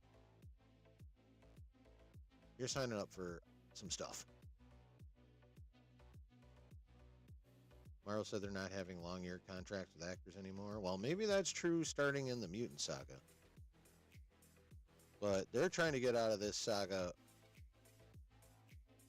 on an extraordinarily high note, and that requires extraordinarily popular characters. Like, they have to nail this ending. Like, have to. Have to. Otherwise, this will go down as the most. This will go down as, like, the entire saga will go down as a disaster if they don't nail these last 4 or 5 movies. 6 movies. Hopefully, Channing Tatum is not signed to a multi-pick deal. Well, he's not Chris Evans' level of popular, so, you know, maybe I should throw that little bit of that condition in there too. There's no way Chris Evans is getting away with like a 2 appearance deal.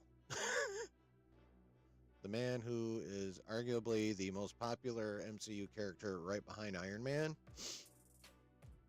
is not going to be signed to only a 2 project deal. No fucking way. No fucking way. So now Channing Tatum could very easily only be signed to just being Deadpool and Wolverine, because he's nowhere near that level. But yeah, we're talking about Chris Evans right now. So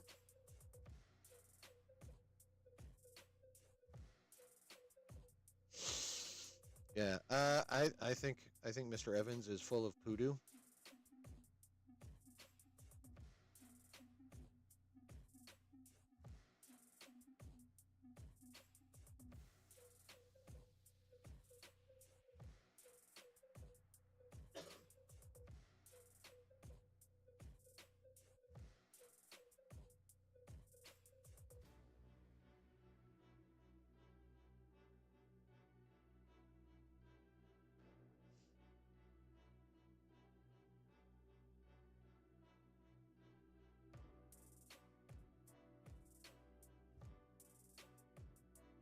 The Mutant Saga exceeds Infinity and Multiverse. Multiverse Saga will probably be seen as mid or the weakest at best. Not terrible if they clean up their act fast enough. Yeah, I think it's...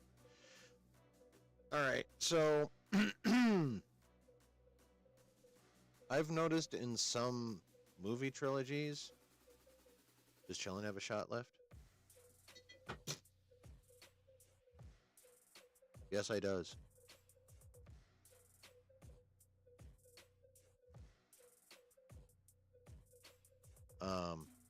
Fuck was I just talking about? Oh yeah, yeah.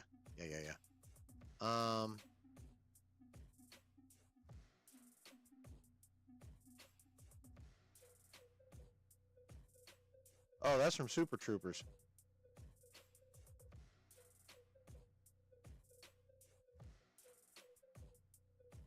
That's from Super Troopers, Rob. Come on now. Come on, man.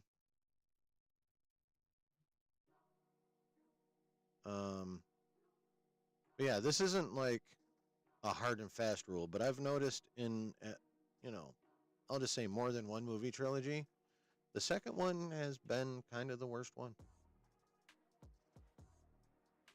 And I think it stems from an attitude of, wow, they like this shit. We can go more off the wall than we thought maybe we could, and they'll still eat it all up. And then they were wrong. And then they had to, you know, move closer to the original for the third one. You know, I've seen that in movie trilogies more than once. And I think you're right, Executive Judge. I think we could be looking at a scenario like that. Infinity Saga, bomb. The bomb. Multiverse Saga, most of which not that great, but they could end it awesomely. And then as long as they don't fuck up the Mutant Saga, the mutants, well, everyone fucking loves the mutants.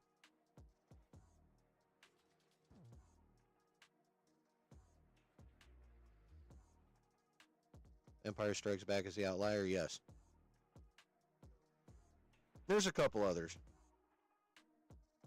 Like the Alien franchise. That one just, you know, it wasn't wasn't a humongous drop off from Alien to Aliens, and then Alien 3 brought it back some.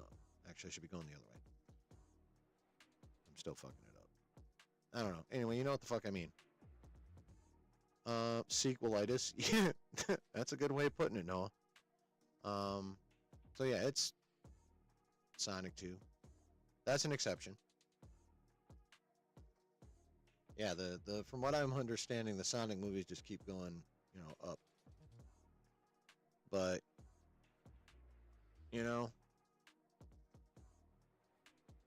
Rogue Booty is goated. I mean, that is true. There are plenty of sequels that one up the original. There are some out there, yeah, but stop fucking with my point, Executive Judge. Thank you very much. I'd appreciate that greatly. But yeah,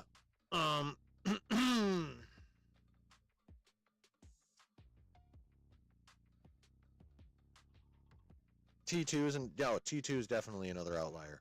That's 100%. But yeah, like I don't see how the Mutant Saga will not be better than the Multiverse Saga, and we already know the Infinity Saga is better than the Multiverse Saga. So yeah, I would say, unfortunately for Marvel, in terms of sagas, it followed that the 1-3-2 trilogy path.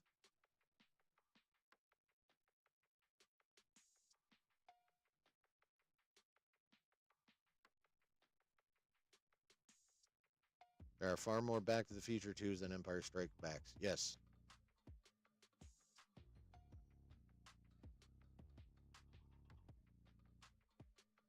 Lou about to be racking up all them air miles, man. All right, boys, you ready? And then we'll move on to the next little tidbit. Actually, I'm going to move on to P, and then we'll move on to the next little tidbit. So here you go, boys.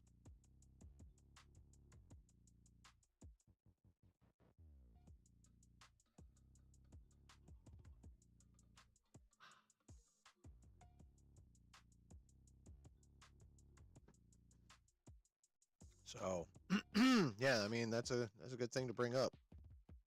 Who the fuck brought that up?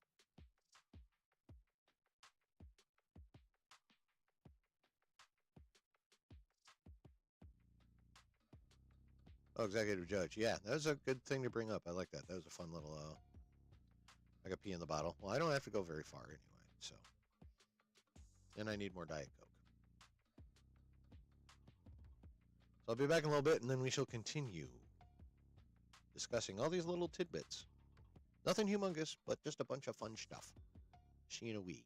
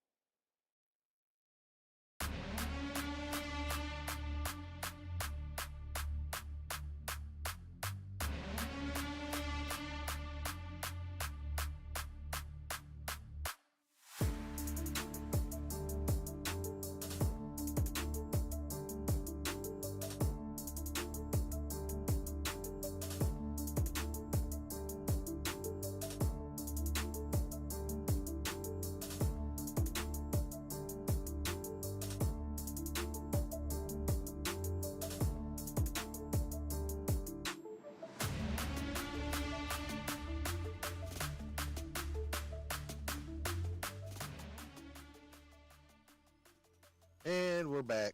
Alright, what the fuck's going on, chat? I'm not peeing in the goddamn bottle. He's charged chilling a nickel to join his OnlyFans, whizzing in bottles while chilling. Man, shut up. A lot of people in your DMs, Delta Dan? I tell Straight to take it easy. You have 105 DMs. What the fuck, bro? You're Papa Muller.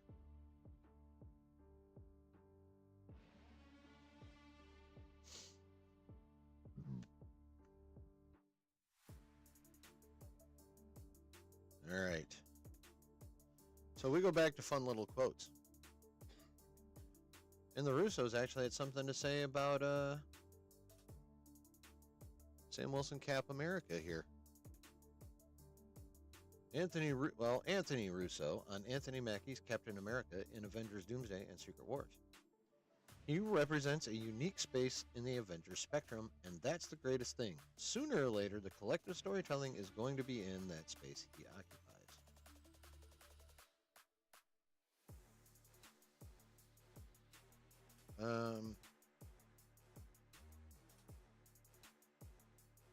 Interesting. I've been trying to read between the lines on that. He represents a unique space in the Avengers spectrum, and that's the greatest thing. Sooner or later, the collective storytelling is going to be in that space he occupies. I mean, he's definitely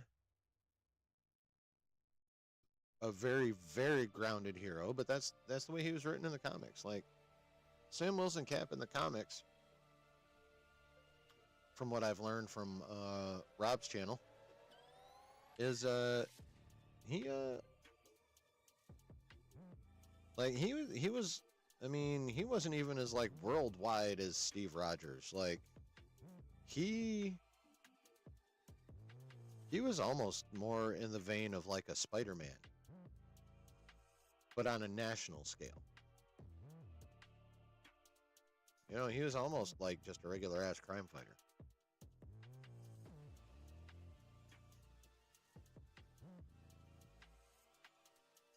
So, I think the unique space they're talking about is just the fact that he's like super grounded, like a Spider-Man, but where Spider-Man mostly just takes care of New York, Sam Wilson, Captain America is, you know, more national. And, you know, somewhat international, as the case may be. Elaborate on what? The Spidey comparison? Oh, yeah, Spidey is a really grounded character. You know, he, I mean, cosmic shit happens to him, but he's not like, you know, a Fantastic Four or even Avengers who will end up in the outer space or the X-Men or what have you, you know? Most of Spider-Man takes place, you know, in New York with him doing shit happening in New York.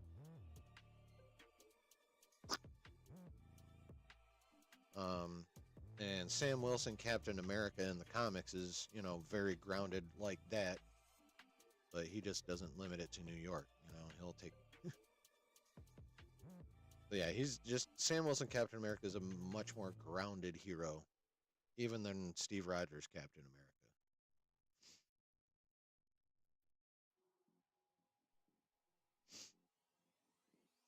Like Spider-Man is a very grounded hero for the most part.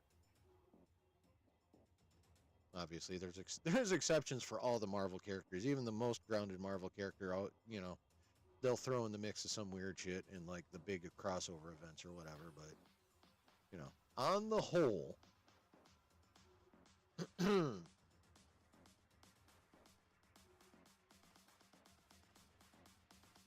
oh, Peter Parker's like top 5. Like he's right up there with well, he's right up there with like Stark, T'Challa. He's up there with those guys.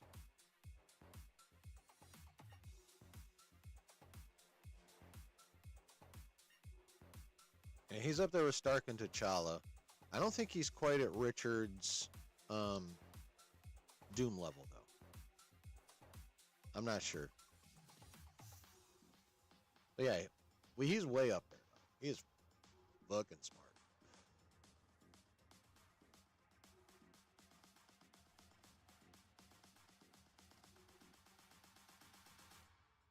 Spider-Man is a regular guy with regular problems, says Rob. It's Marvel's most relatable character overall because he connects. Sam is the same. I hope this movie is good. Mackie deserves the win. Yeah, well, Mackie deserves the win because Marvel hasn't done well by him. So, I think Daredevil is part. Well, yeah, like I said, when it comes to the events, then, anyone can go cosmic at that point.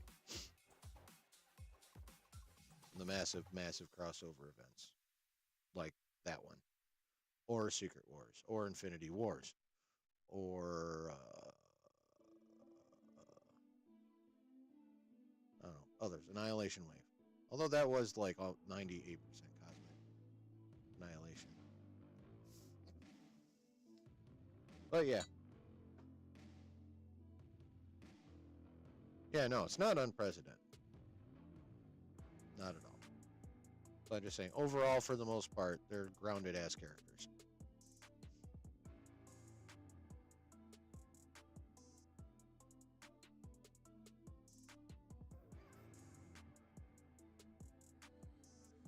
Okay. So, next up.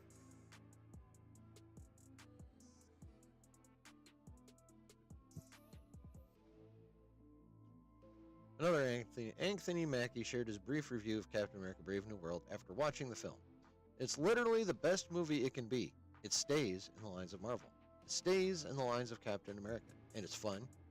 And it's big. This first sentence, it's literally the best movie it can be.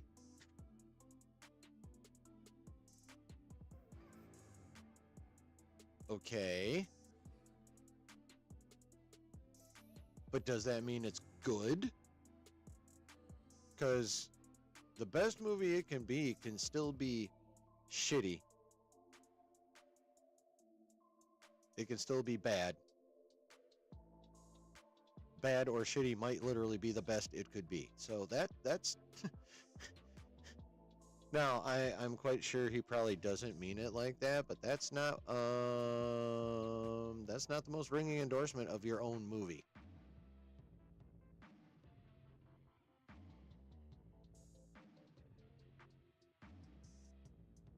Mackie was dope as Iron Man's sidekick? You mean Captain America's sidekick?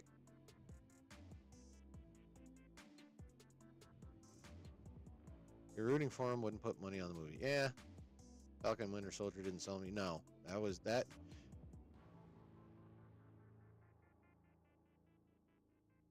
No, when he was Captain America's sidekick, he was never Iron Man's sidekick. At least not in the MCU. Remember, he and Iron Man didn't even get along in Civil War.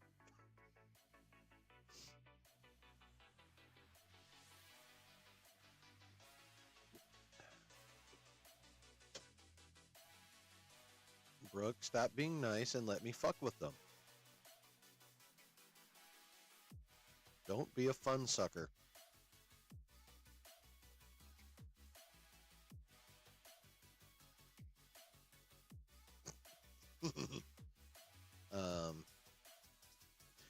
Yeah, I mean, it stays in the lines of Marvel, okay. It stays in the lines of Captain America. I mean, that's basically good. Fun and Big is good. It's literally the best movie it can be. That, I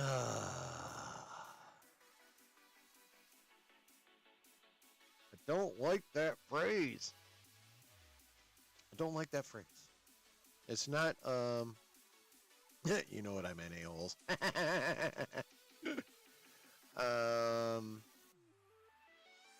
Yeah, that's not the ringing endorsement I'm looking for. That's the kind of thing you say when you're like, God damn it, I gotta put a positive spin on this motherfucker while I can still live with myself, because this shit really ain't that good. That's the kind of sentence you say in that situation. At least for me, that seems like the kind of sentence you'd say in that situation.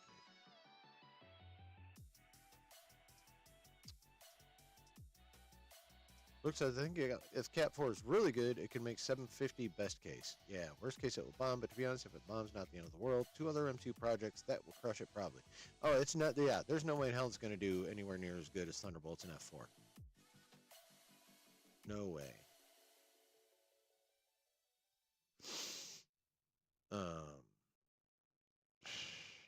Yeah. Yeah, I think you're right. I think 750 is probably its ceiling. I don't know what the fuck Josh is thinking. Talking about cracking 800 million, like, no, buddy.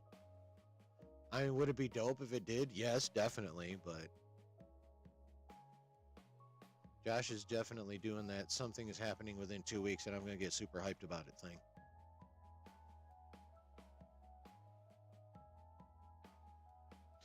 Yeah, Delta Dan, but if you think about Harrison Ford saying that, he probably wasn't necessarily calling the movie itself a piece of shit. He's just, being Harrison Ford. Like when you go to do something that, you don't necessarily really want to do much, but isn't like literally ass. Like, all right, let's go do this piece of shit. Brendan's saying 650. Rob says, I think that means this movie's purpose was to tie up crap storylines while cementing Mackie as an A-lister for the MCU. Well, accomplishing those two things at the same time ain't going to be easy.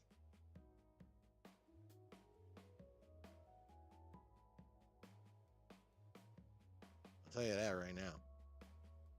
That ain't going to be easy. Ford was just being a get off my lawn old man. Yeah, definitely. Like Noah said, that could just be Ford being himself. Yeah.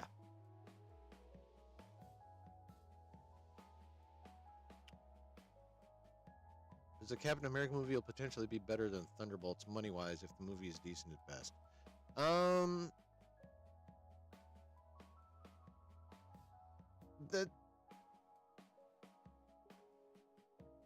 That's possible. I don't think it's likely. I think Thunderbolts is going to be way better. Like, I've got a good feeling about that movie. Excuse me. I've got a good feeling about Thunderbolts.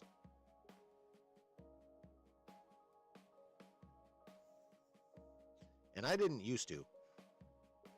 I was highly skeptical of that movie for a while. And then, like, the second trailer, I was like, oh, they might have done some shit. So,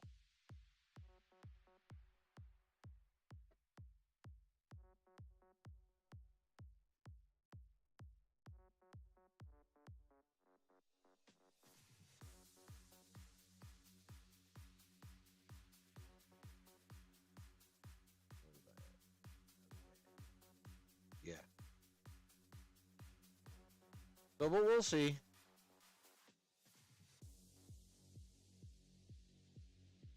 Now, I can't remember who brought it up.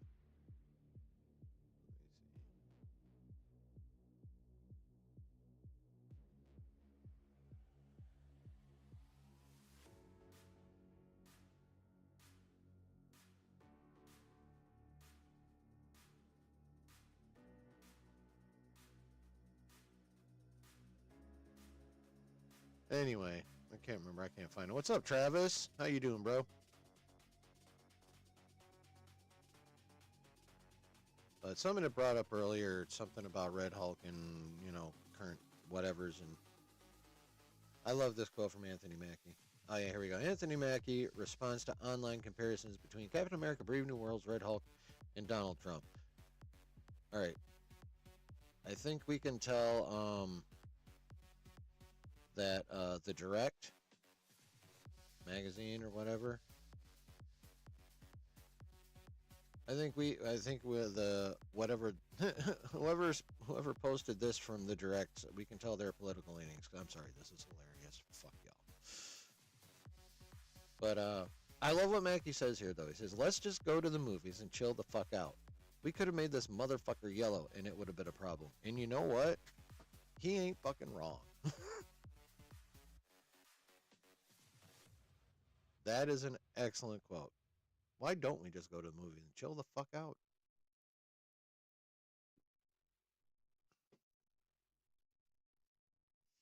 You know?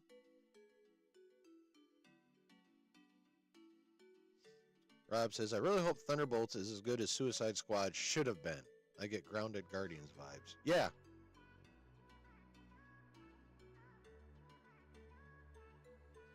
I'm like, my biggest thing is how they handle Sentry.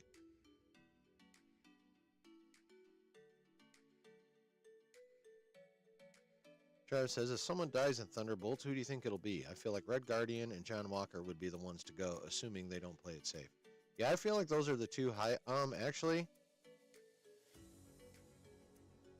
some people were bouncing that around on the internet and comparing scenes from all the various trailers, and a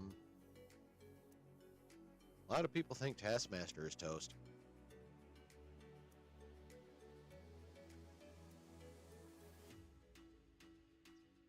Based on who's missing in certain scenes and stuff, and they put they put forth a good case. Is that a chaser?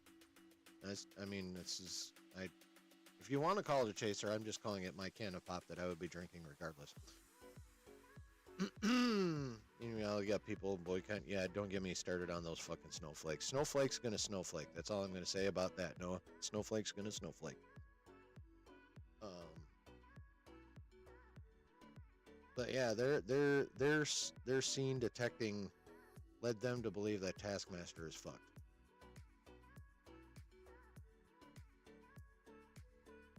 Well, Travis, there may be a reason for that. Is that you may as well forget her because she gone. I think a lot of why they say that is because if y'all remember the trailer, she's in that one scene in that room they get trapped in where they meet Bob. And then in what looks like scenes after that when they go up to Val's office, the entire group plus Bob goes up there, but there's no Taskmaster with him at that point in that scene, so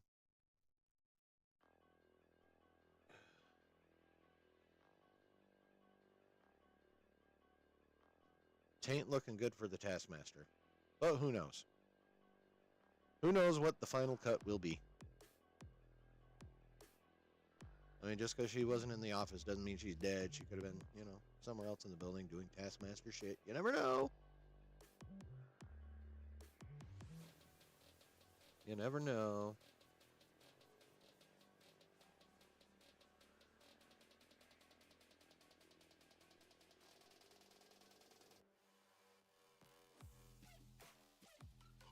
Oh, yeah, people talking about it being because of Sabra. Yeah.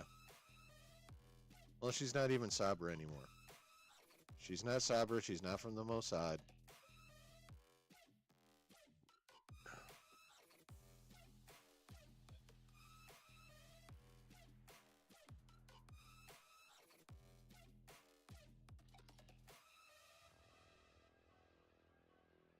Yeah.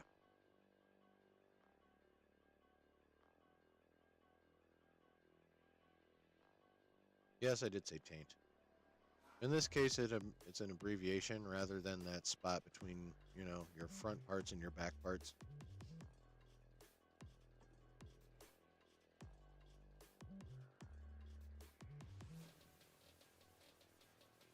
Yeah, they changed her character in the reshoots. She now works for the CIA.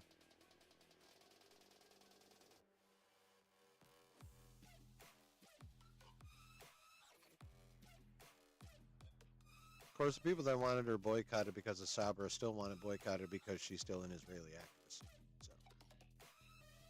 So, changing her character didn't really change the opinion of those people much.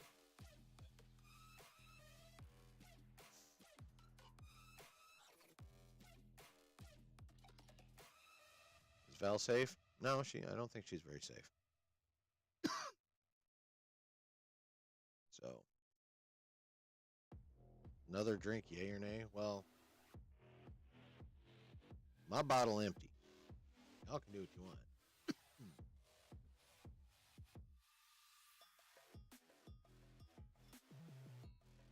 want. Taint chatter made you choke.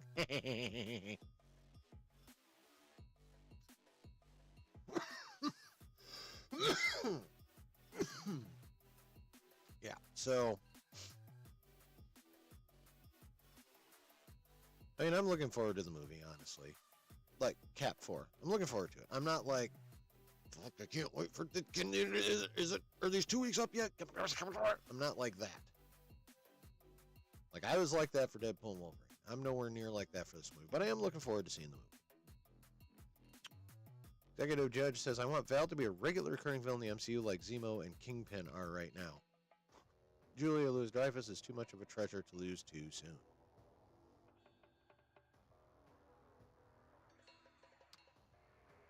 Yeah. I mean, if they keep her around after this, cool. I mean, like, I'm not woohoo about the character, but I also am not the character either. I just want to see the F4 trailer, please. I know, and we're actually going to talk about that. If someone else is recruited at the end, who could you see? I could see Blonsky, Razor Fist from Shang-Chi, and maybe a King variant if they ever decide to go back to him. I don't think we're going to see any kind of King variant until maybe halfway through the Mutant Saga at the absolute earliest.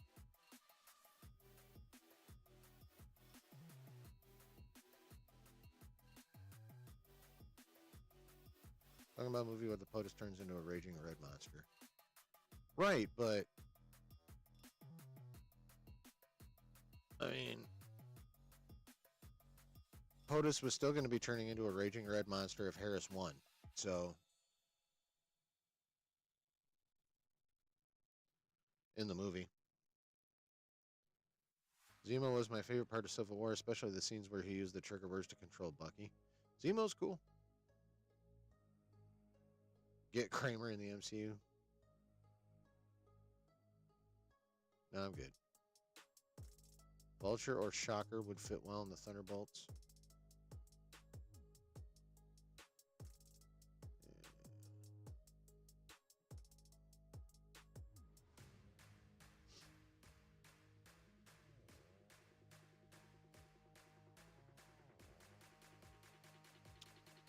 I don't know. Who should they get to replace? Assuming the internet detectives are right and Taskmaster gets toasted in this movie. Who would be a good replacement for Taskmaster?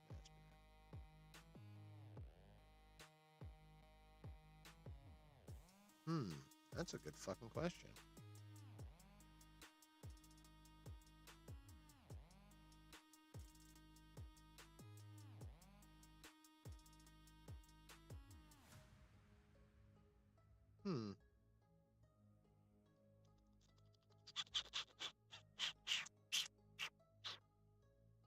That's a very good question.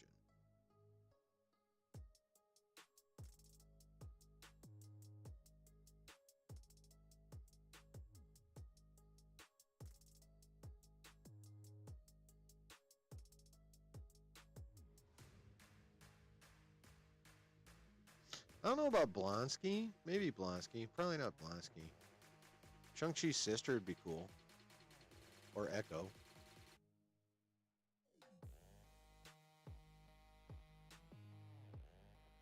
Part of the plot that both Bucky and our Taskmaster are controlled again? I have absolutely no idea.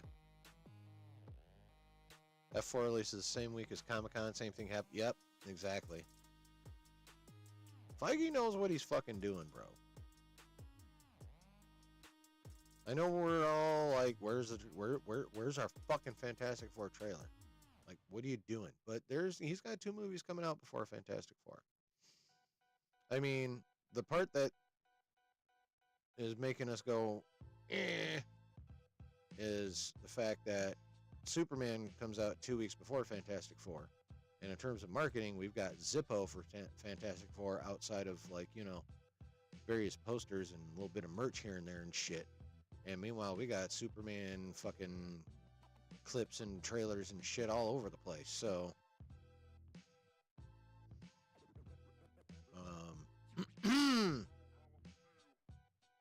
yeah, it would be nice to see some Fantastic Four shit. Ward Meacham, the best part of Iron Fist, would be great in Thunderbolts. What? The fuck? I'm gonna go ahead and not agree. But yeah, speaking of the Fantastic Four trailer, so yesterday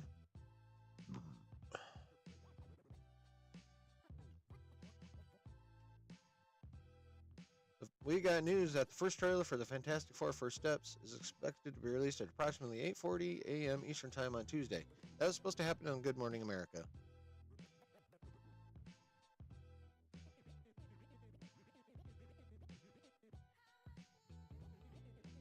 on February 4th. Makes sense, right? So we're all like, fuck yeah, finally, Fantastic Four trailer. Now we all figured we'd probably be in the Super Bowl though, right? But no.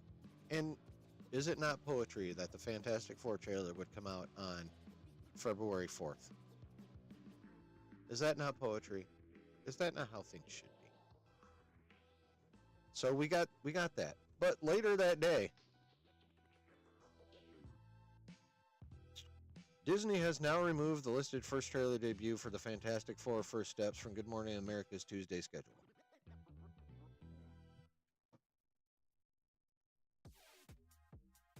You motherfuckers.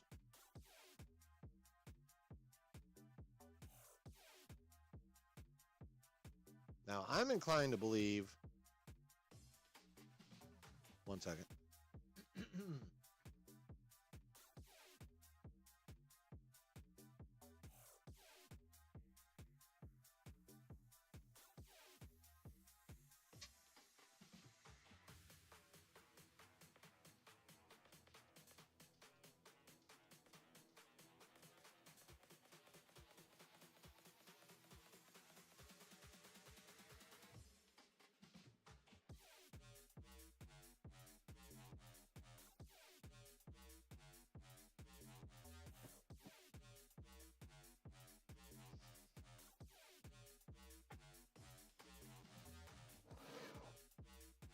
Oh,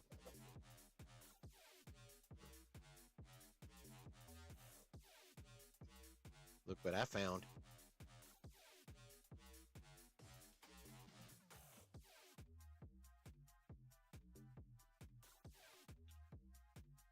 Ooh, tasty.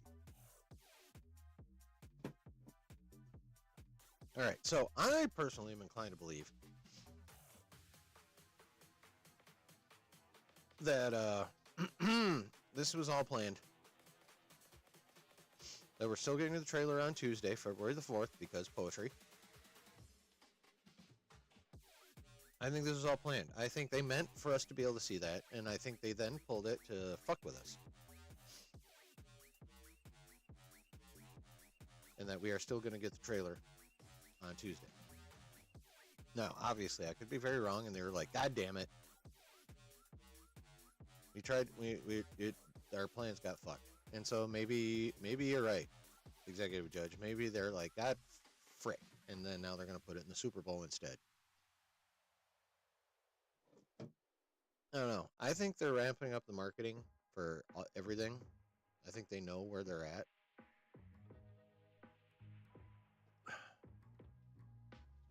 And I think that might be just a bit of a marketing ploy. Like, ooh, hey, guess what you're getting? Oh, just kidding. But in reality, oh no, you're still getting it.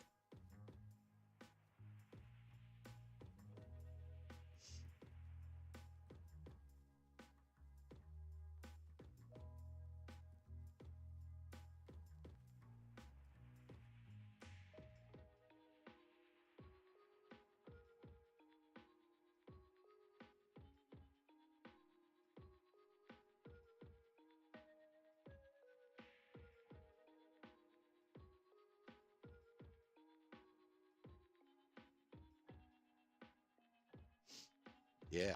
So, but you're right. At least we know it's coming soon. But I still think we're getting it Tuesday. I mean, the Fantastic Four FF on February the 4th FF. And well, y'all maybe grab a shot of Tequila Rose.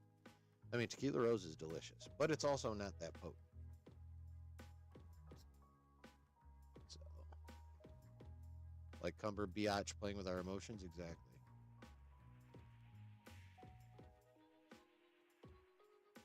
Like I I think there's some evil marketing genius somewhere in Marvel going, ooh, let's really fuck with them. Because fucking with people, whether they enjoy being fucked with or not, it gets their attention. They definitely have our attention, right? And that's the job of marketing, to get people talking about your product.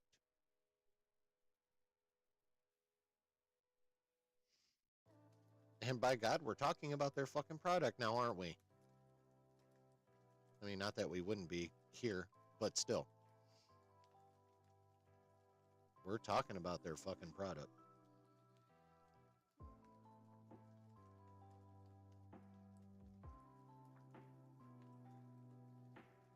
So, by the way, anyone who's popped in recently, I wish to issue a hearty welcome, whether you're participating in the chat or just lurking. Thank you for hanging out here in the basement, mixed with strawberry cream. So good. Oh, yes. Oh, yes. But yeah, glad you're here. Do me a favor. Hit the buttons, hit the like, hit the subscribe, and hit the bell. Especially if you're enjoying yourself, which I hope you are. So yeah, hit all the buttons. What do you guys think? You think we're going to get it on Tuesday still, or you think they're pushing it to the Super Bowl in 8 days? I think we're still getting it on Tuesday. Now, I don't know that we're going to get it on Good Morning America anymore.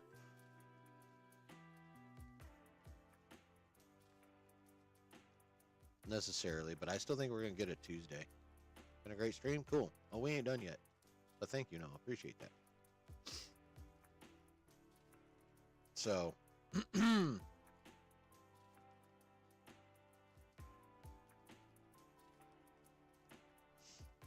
hit all the buttons, it'll be dope. You think they pushed it, Executive Judge?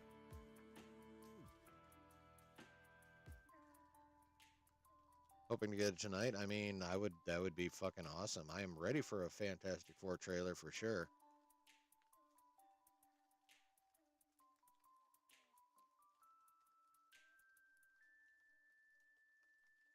Brooks betting on Tuesday. Given all the stuff about the Superman trailer being released. Yeah, well, Warner Brothers is releasing nothing at the Super Bowl. Getting what Tuesday? The Fantastic Four trailer, my guy. What's up, Justin?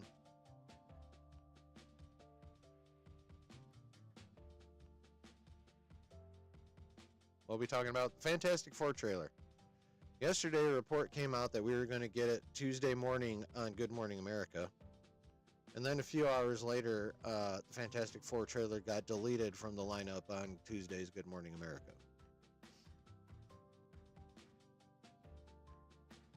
I still think we're getting it on Tuesday. F4 trailer on F4? Come on, man. I'll be wet Tuesday. I mean, I might need a few minutes alone at work if that trailer actually drops Tuesday. That's all I'm saying. Imagine Sam Rockwell becoming Titanium Man from the Iron Man cartoon and joining the Thunderbolts. Interesting. Absolutely. Y'all are on fire tonight, Chad. I fucking love it. I love it. Y'all are on fucking fire. Warner Brothers should release nothing. Focus on nailing the Harry Potter series, please. Well, they're not releasing. They've got no trailers or anything for the Super Bowl at all. The only thing they're doing is some Superman shit on the Puppy Bowl. They're going to be on the Puppy Bowl, which means it's probably going to be crypto-heavy marketing.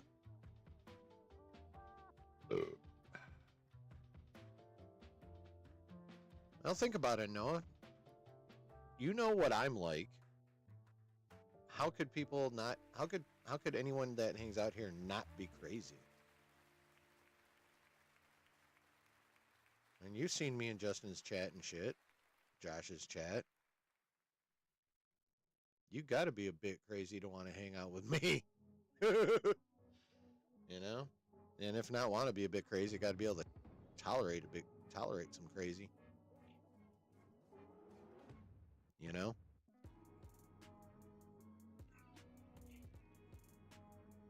Puppy Bowl just during halftime, right? No, the Puppy Bowl is on, I think, before the Super Bowl. Like, it's its own full entity. Or is it only during halftime? I thought it was its own entity before the Super Bowl. Yeah, Puppy Bowl on Animal Planet. You know, oh, dude, it's great. They got this little football field, and they bring in a bunch of shelter puppies. And they put little colored kerchiefs on them. One, you know, 2 different colors, one for one team, one for the other. Each team generally has a celebrity representative. I think Snoop Dogg is going to be one of them this year, or was last year. Basically, it's a big old charity thing, and they have just a bunch of puppies running around on a little fake football field. I meant DC movies, except Lobo, the main man can carry movie. Oh yes, dude, Momoa Lobo. He was born for that role. I can't fucking wait. Anyway, but yeah, so it's like it's to promote shelters, and all the dogs on it or the puppies on it are all from shelters, and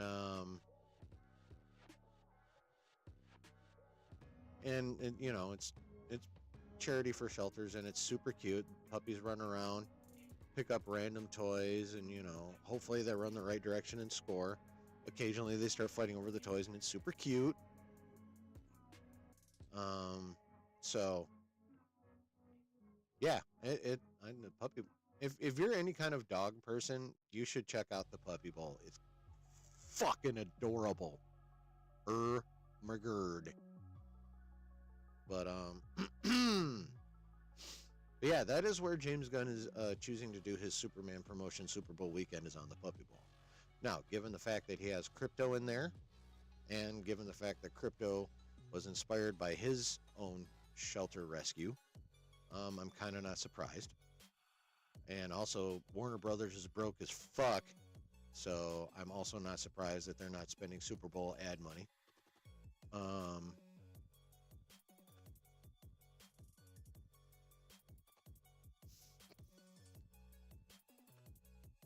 But yeah, Puppy Bowl in and of itself is awesome.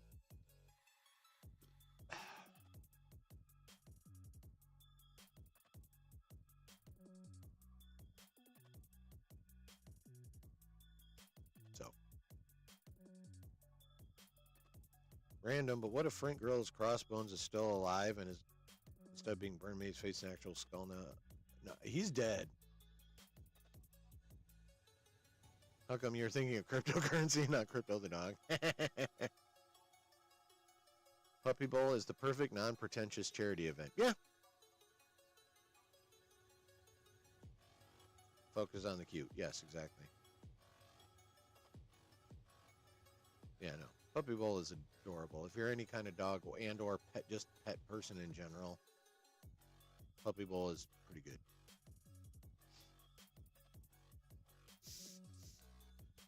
All right.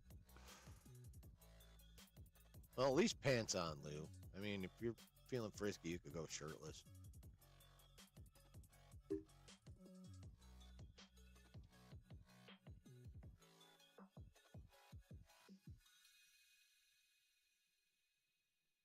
Get your Hogan on.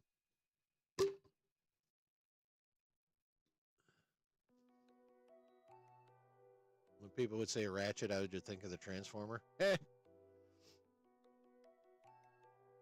Well, then there ended up being Ratchet and Clank on the first PlayStation, so.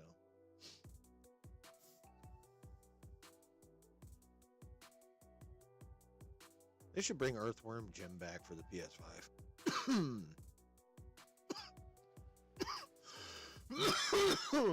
Rob says, no, Kitty Bowl, that's the mud wrestling. Yeah. All right. Couple more little tidbits, and then I owe Noah a video reaction. Mud wrestling version of Puppy Bowl. Yup.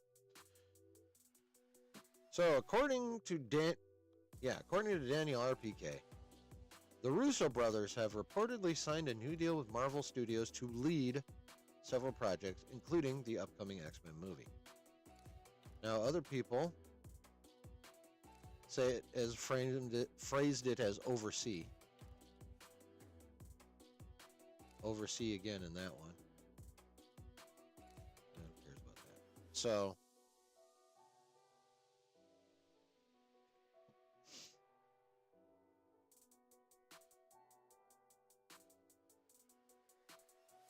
I think it's true and I like it. Now, notice it doesn't say direct. Either report. One says lead, one says oversee. And even leading doesn't necessarily mean directing. Those two could be the X-Men czars. And it says oversee multiple new projects, including the X-Men film. Not limited to mutants.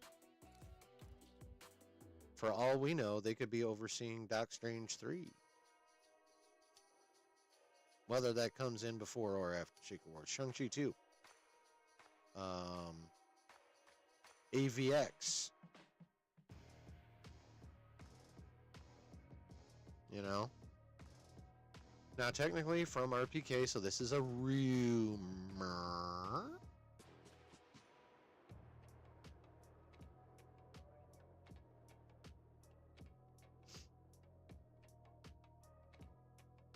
But if it, since it's technically a rumor, I hope it's fucking true. Especially if Doomsday. Now, my mind could get changed by Doomsday and Secret Wars, although I don't think it's going to. I think Doomsday and Secret Wars are going to be fucking amazing. So I like this rumor.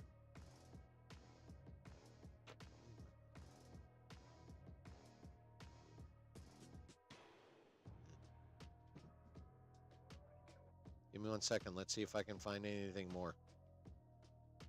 So I'll then see if I got anything else I can do a shot with you with. Less than a minute. I'll be right back.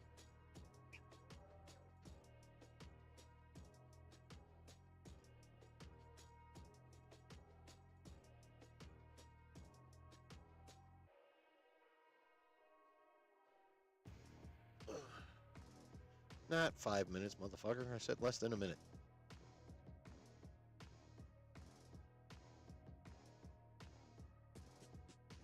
I found some sickly sweet butter shots, but oh well.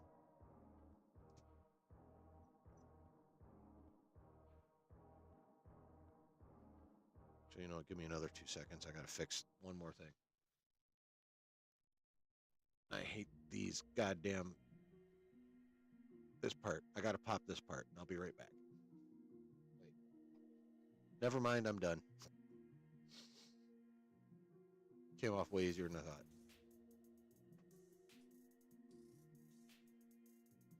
So y'all ready? I'm ready. You ready, Lou? I'm ready. No, hey, drank is drank. I mean, you ain't wrong, bro. All right. Slancha. To you, awesome chat. Again.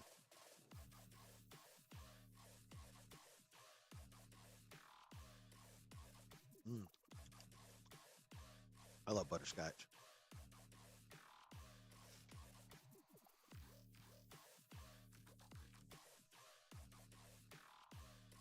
Woo!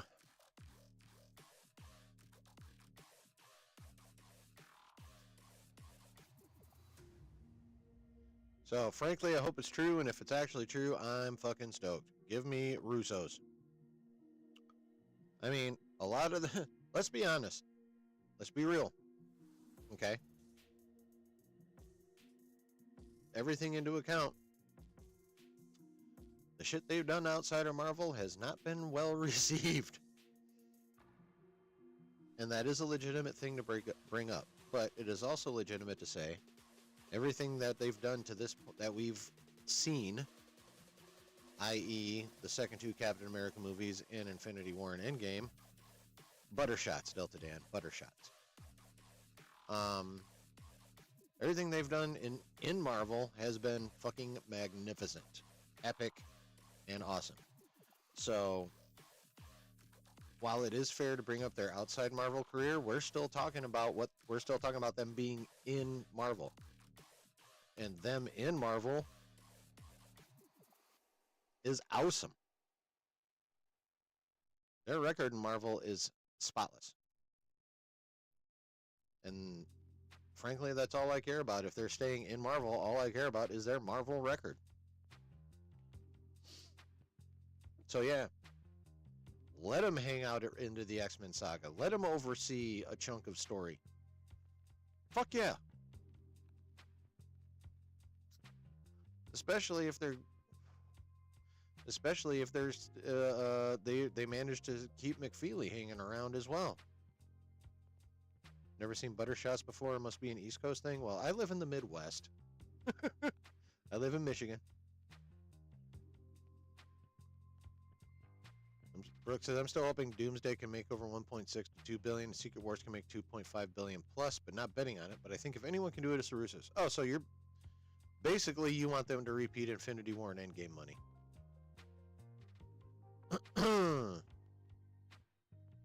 There's a Collider interview with the Russos about taking on Doomsday Secret Wars where they asked about how they feel, and you can see Anthony had a silent panic attack.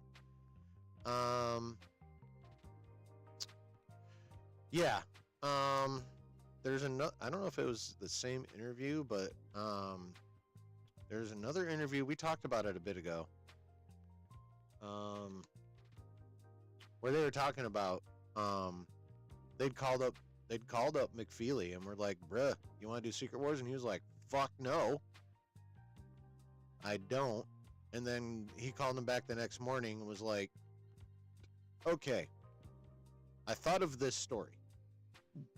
And then I believe they said it activated all of them. So, yeah. May have been nervous initially, but I think they're pretty good now.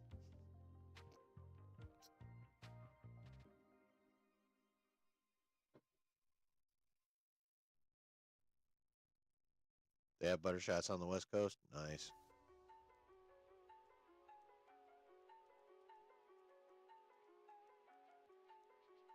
West Side. There's also East Side. South Side. Oops. South Side. I don't know how they do the North Side. I've only learned 3 of the 4 directions. But yeah. Yes. Give me all the Russos. Brooke says, if Russos do X-Men and have a Nihilus as the main villain, I bet it will be super epic. I mean, like I said, the report just says oversee. So they won't even, it's not like they're being signed on to direct like a fuck ton of shit. Never mind, it was Joe. Well, you see, you're about to have an aneurysm. that is pretty funny. Excuse me. Excuse me. But I mean, yeah, Nihilus is coming. We know that. He's being introduced in Nova. So. But yeah, I am very much down for the Russos to hang around.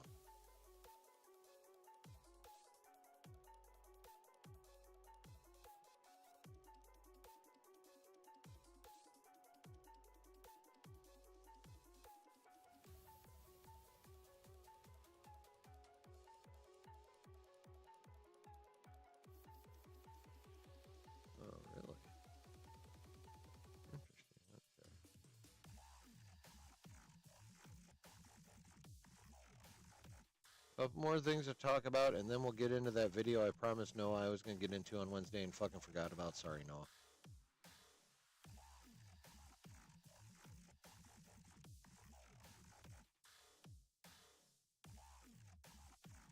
Okay. So now we're going to get into some casting stuff. Anyone else notice Joe Russo has all the mannerisms of Trump when he moves his hands? Oh, is he one of these guys?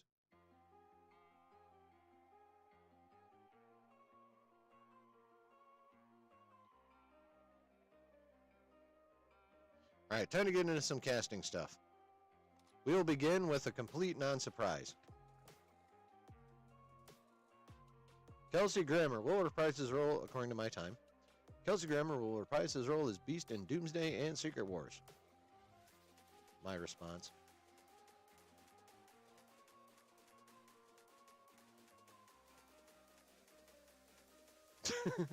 Like, duh. First of all, this is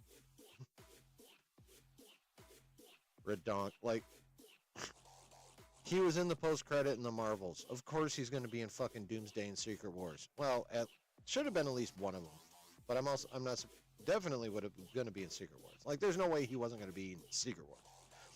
Now, did he need to be in Doomsday? Not necessarily. Is it a surprise? No.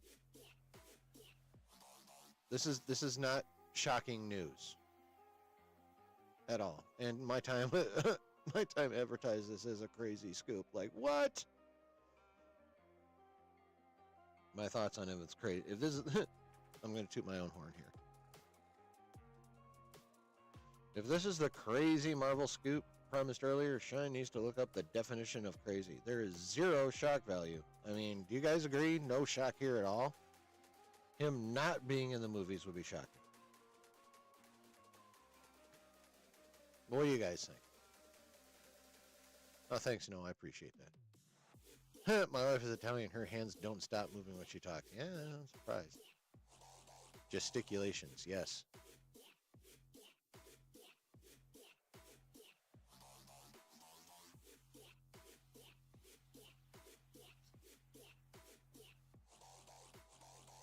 Testiculation can lead to gesticulation. Sorry. Couldn't help myself on that one. But yeah, so, like, completely non-surprising news. At least as far as I'm concerned. What do you guys think? Is that surprising at all that Kelsey Grammer is still going to be Beast? Now, obviously, he's going to be the CG Beast, not this X3 Beast. Right? He's going to be the CG Beast that we saw in the Marvel post-credit. But yeah, completely not a surprise. At least not as far as I'm concerned.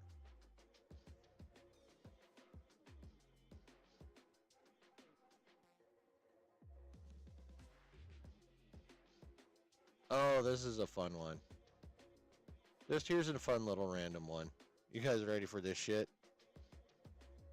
Not shocked. Right. Not surprising, but good to have the confirmation. Yeah, that's valid.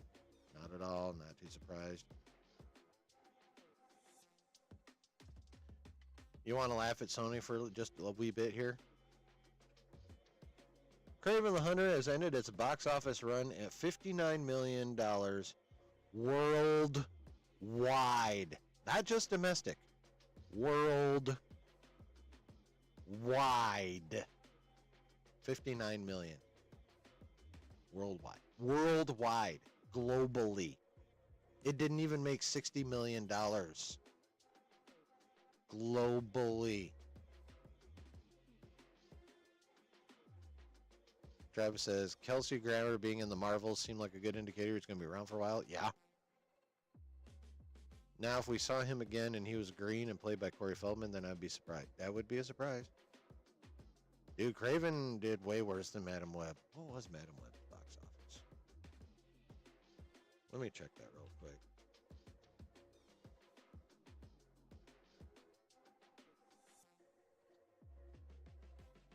Madam Web made $100 million.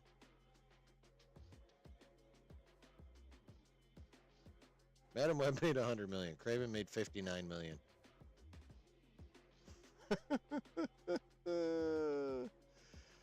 Ooh, boy, oh boy, oh boy.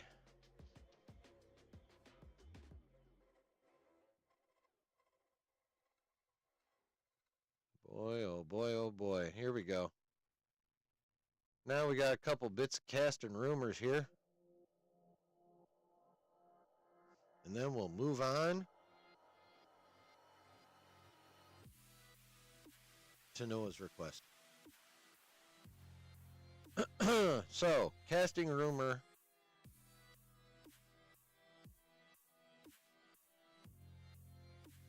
Number one.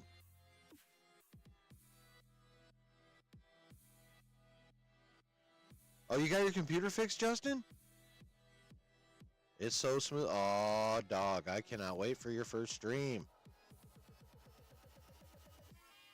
When can we expect you back on, bro? Monday? Like, what's the story? What's crapping, man? Come on, fill me in. All right, so casting rumor number 1. And these come from Jeff Snyder via the Hot Mic podcast. All you need is try to get a new GPU before these tariffs fuck the price up. Yeah. Don't get me started on that shit. This ain't the channel for it. Eventually, I am going to go back and fuck around on my other channel, Basement Philosophy. I may have no choice here after a while. Like, I'm trying to restrain myself on Twitter, but I may have to vent at some point.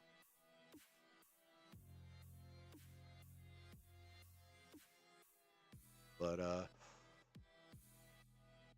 so is your shit? You will be on Monday? Fuck yeah, bro. Fuck yeah. So these casting rumors, like I said, come via Jeff Snyder on the Hot Mic podcast from Thursday evening.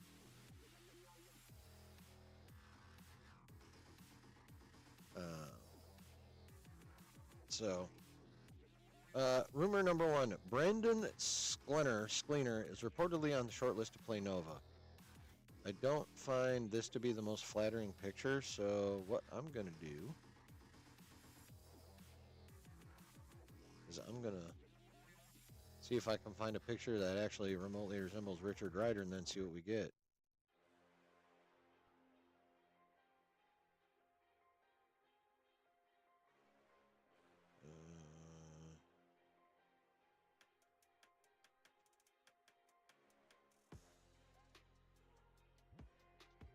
Oops.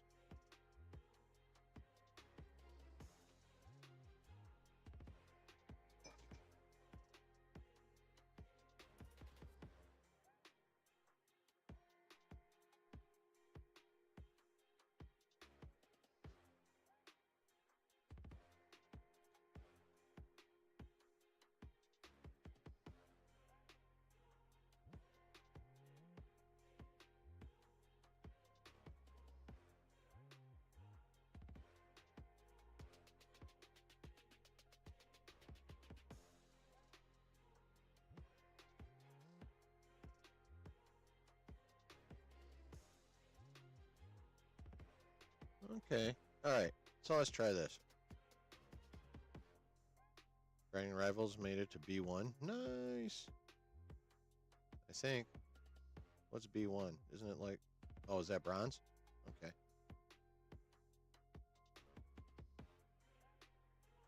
Alright, so...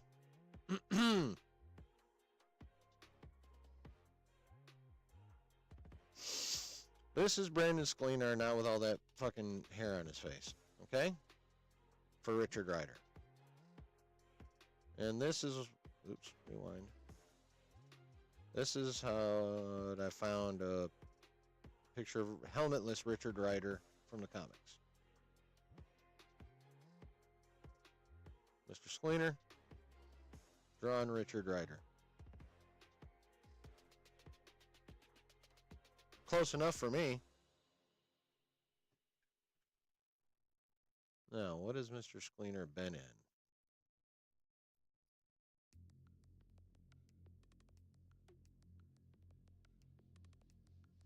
Look up his filmography, because I don't know who the fuck this dude is. Cornered, Hunky Dory, Temple, Maplethorpe, Vice, Glassjaw, Magic Lantern, Midway, Indigo, Valens, Big Ugly, Karen, Jones, and Child, Dark Emma. It ends with us. We got 3 movies this year. TV. Author, Independence, The Offer. Oh, he's okay. His main claim to fame is being in the Tyler Sheridan TV series 1923 with, I believe that's the one with Harrison Ford in it. Isn't it? Like the Yellowstone prequel? With Harrison Ford in it, 1923? Okay. So that's his biggest claim to fame. So that's cool. I mean, okay.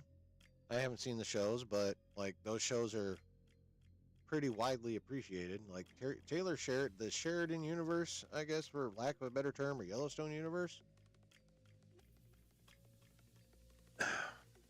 It's some big shit out there. So, okay, cool. Another casting rumor.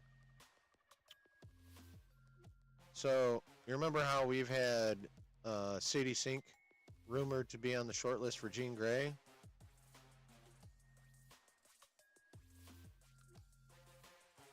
You can play with this Delta Dan. Well, PS5, it's cross-platform. Why can't you play Rivals with us with PS5? You totally can, bro. All right, so next casting rumor. Harris Dickinson is currently on the shortlist to play Cyclops in the MCU. And they're obviously, like, between Sadie Sink and this dude, oh, he can't play ranked? That's fucking lame. I don't know what the fuck Harris Dickinson has been in, but what this tells me right here is they are that rumor about them going, like, first class style again with with young actors appears to be the case. All right, what the fuck has Harris Dickinson been in?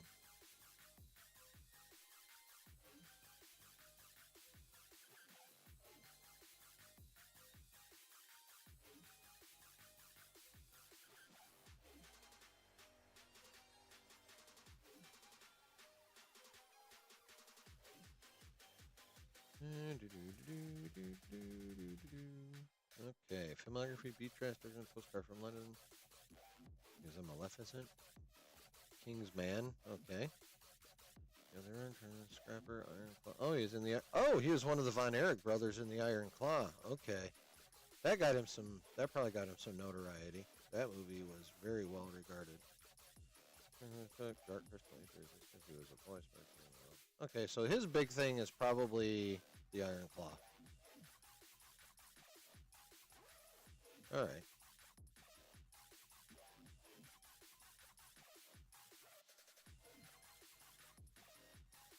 So, like I said, the biggest thing that I get out of this casting rumor for Cyclops is they're going young. They're going really young. Younger than Sydney Sweeney, Delta Dan, and sorry, buddy. Cyclops about to be Gen Z Judge Reinhold. I don't know if I'd go that far. Could Sweeney sell us Rogue acting-wise? Yeah, I don't know.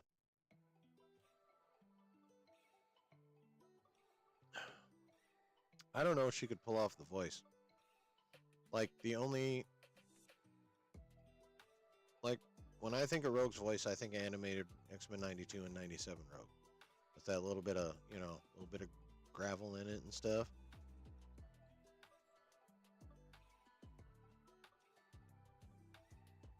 So,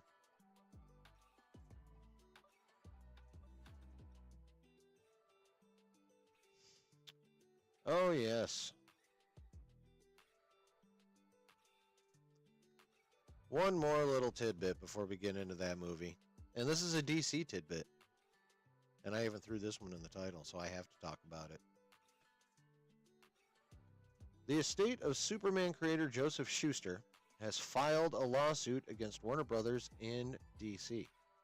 They claim the studio lacks the rights to release James Gunn's Superman in a number of territories, including Canada, the United Kingdom, Ireland, and Australia.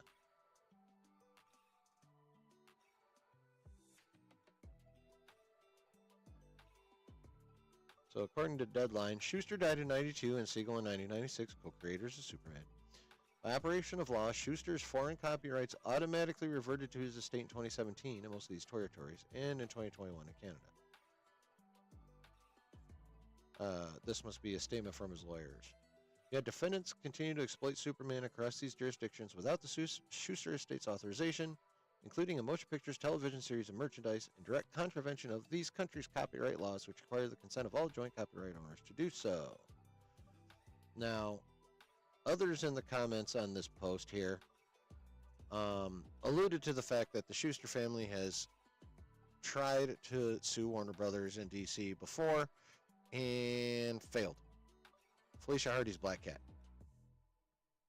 Age-wise, I think Sweeney could be better as Mystique. Oh my God, can you imagine Sydney Sweeney in blue latex? Sorry, Rebecca Romaine You were amazing. You looked amazing, and you were amazing. Jennifer Lawrence looked pretty goddamn good too, but Sydney Sweeney in basically blue body paint. Oh my god! Wow, that would be. They better be handing out towels to that movie. That's all I'm saying. All I'm saying. So, but yeah, evidently the estate, if some of the comments are to be believed, has tried and failed with these kind of lawsuits before, but just imagine if they were successful and Superman was unable to release in Canada, in the UK, in Ireland, Australia, maybe other places.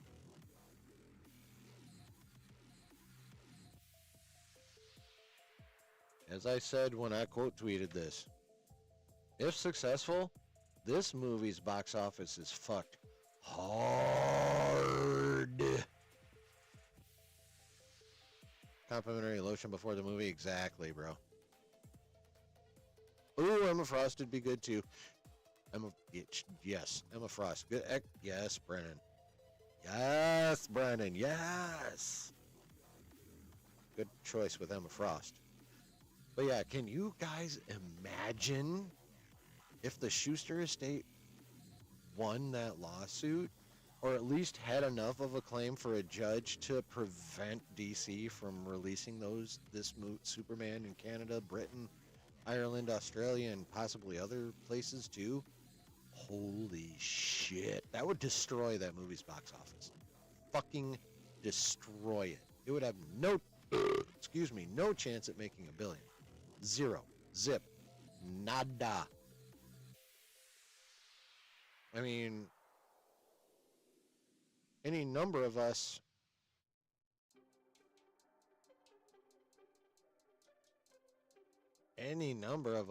are already thinking it's not going to do that well. Like a lot of people here and in other other people I listen to on the YouTubes and stuff, a lot of people think like 750 is the ceiling.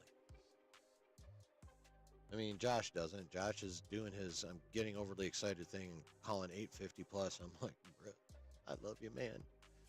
I know you know much more than I do still, but now you're letting your emotions get the best of you. Methinks. So, but yeah, I mean, assuming the commenter's right, this is probably going to go no farther than any of the other unsuccessful ones, but can you imagine if that actually was successful and oof, that would be crazy. I wonder if Schuster and Siegel I don't think Schuster and Siegel created Supergirl. Josh doesn't lose $500 to Superman and Gun. Or he would, actually. Or no, he wouldn't. He was betting against Superman for that bet, right? So yeah, no, he'd be fine. $1 bill plus just to see Blue Sydney Sweeney. I mean, yeah, Sydney Sweeney doesn't just make nerds thirsty. She makes heterosexual men thirsty.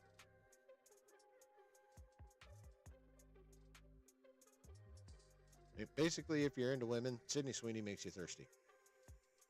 Going to bed? All right, Dan. Thanks for hanging out, Daniel. I appreciate you. Thanks for being here, bro.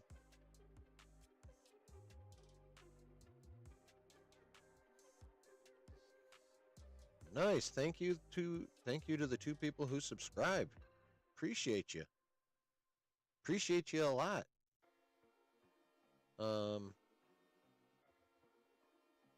yeah, that's crazy shit. Like I said, I don't see it happening, and I definitely don't see, like, I don't know how that would happen before it releases in July, again, unless, like, in some kind of preliminary hearing, the judge granted the Schuster estate some kind of stay and, like, told Warner Brothers, sorry, bitches, but no. That would be interesting.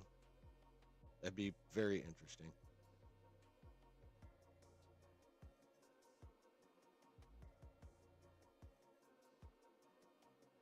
I think that's it for the tidbits. I think I get to fulfill my promise to Noah now. Oh, you know what? One more thing. Let's talk about Invincible Season 3.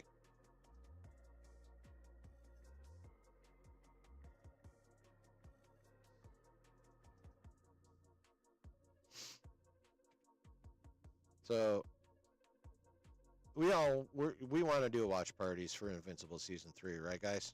Right, chat? We want to do that.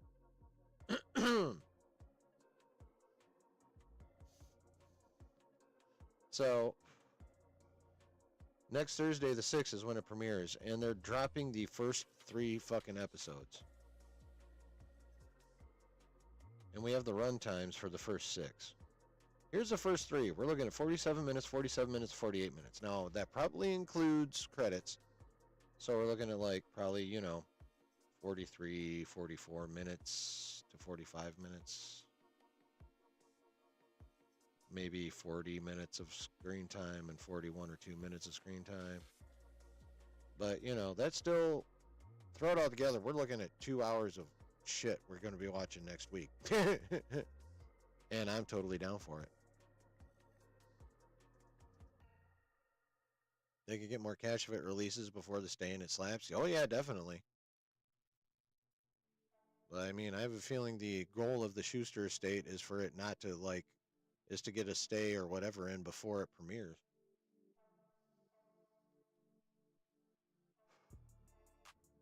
Well, I know what I'm doing February 6th after work, says Brooke. Yeah. Well, see, here's the thing. I don't know about the time what time it is. I don't know if it's like doing the midnight 3 a.m. thing. I don't know if we have to wait till 9 for it to drop. And oh my God, that's Thursday's going to be a long ass watch party. I'll just tell you that. And you know what? I don't care.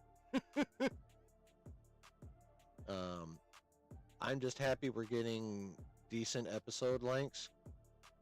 It's like 47, 47, 48, 47, 47, 52 for episode 6. And we don't have the run times for the final 2 episodes, but I don't imagine they're going to be shorter.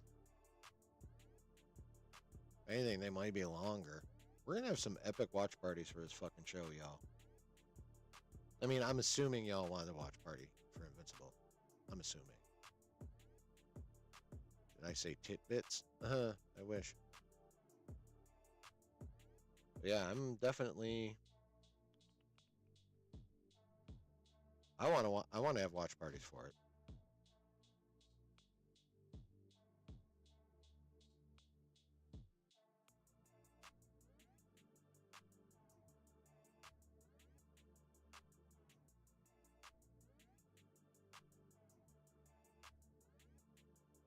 Anything else?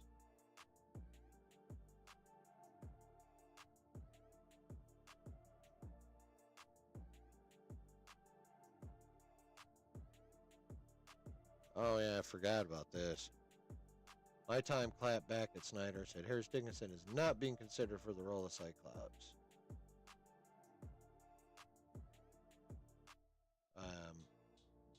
Well, I just think that's hilarious. I mean, could she be right? Yeah, I suppose. But I'll believe Snyder over my time every time, and I'll take the risk.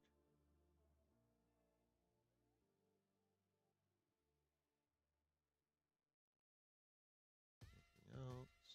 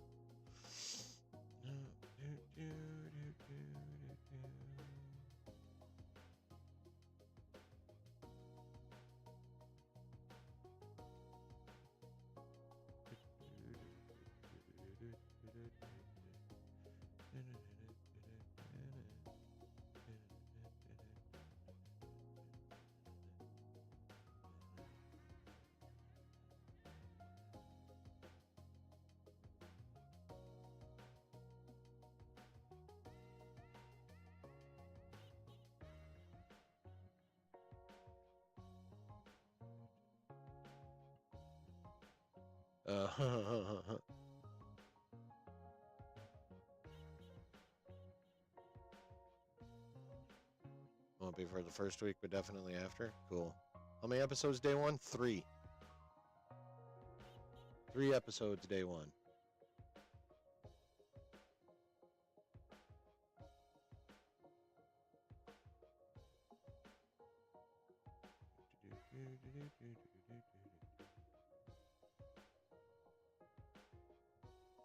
Oh. Another quick little tidbit. Spider-Man will officially appear in the Disney Plus Marvel Zombie series. Hudson Towns will voice the character. Looks like he's got the strangest cloak, which I can't remember the actual name of right now, but interesting. He'll be on the road with Rossi that day. Nice. What do you mean on the road with Rossi? Rossi a truck driver? You going on a little... What the fuck? Guys going to a con? What's the deal, Noah?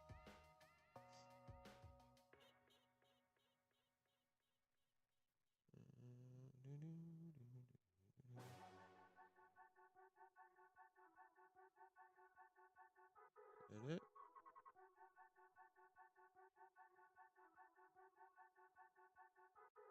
All right.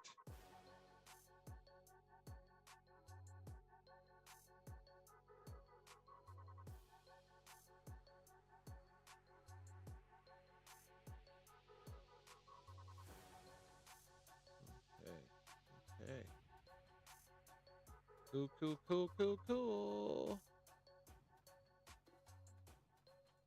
Alright, we are going to do that video breakdown now. I gotta get into Discord so I can pull it up.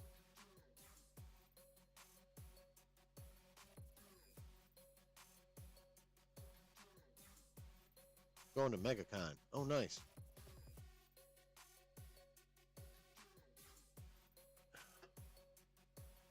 Yep, we're going to react to this video. Then I'm getting the fuck out of here. I gotta go paint stuff tomorrow.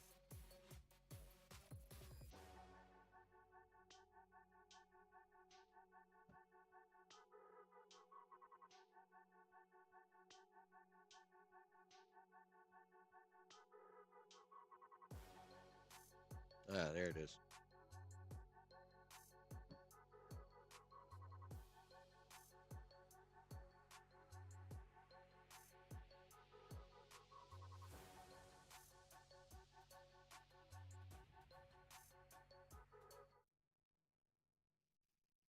Pause the music.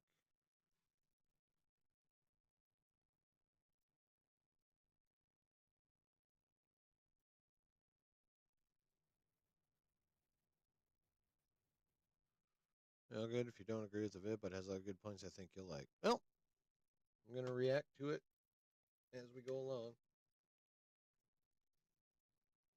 We shall see how it goes. All right.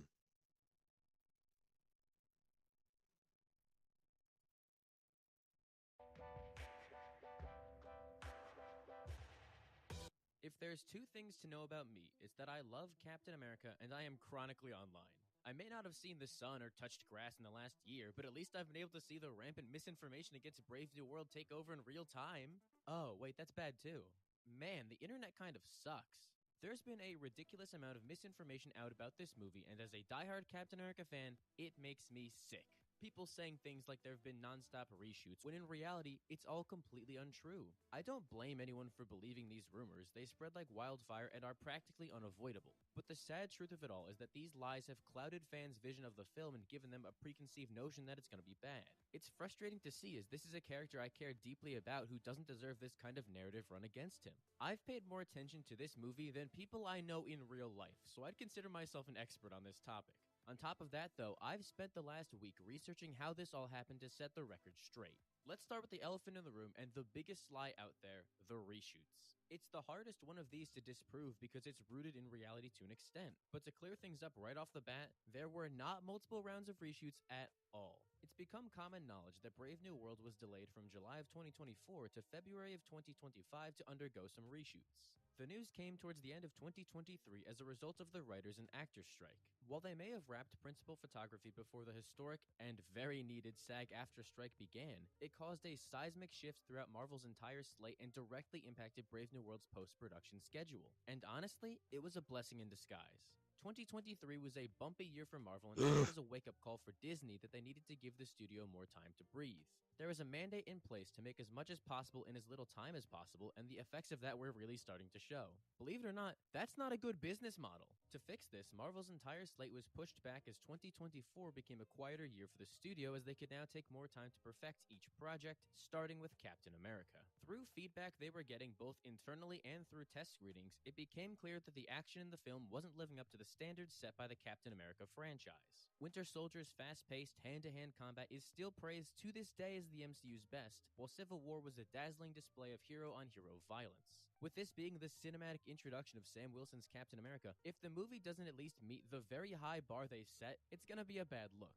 So Marvel did the right thing and delayed the film so they could put more time and effort into making these action scenes work. Their first step was to bring back James Young, the stunt coordinator behind movies like Infinity War, Endgame, and of course, both Winter Soldier and Civil War. I mean, It's that's a good smart move choice. to bring back the guy who set the bar in the first place, and a very good sign of things to come for the action in this film. And if the trailer is anything to go by, he cooked. Now, to finally circle back around to the reshoots needed to strengthen this film, Marvel scheduled 22 days going into the summer of 2024. And that's it. No, seriously, that's all they've done. Throughout the entire process, Okay, that might have been all they scheduled, but that's not all they did.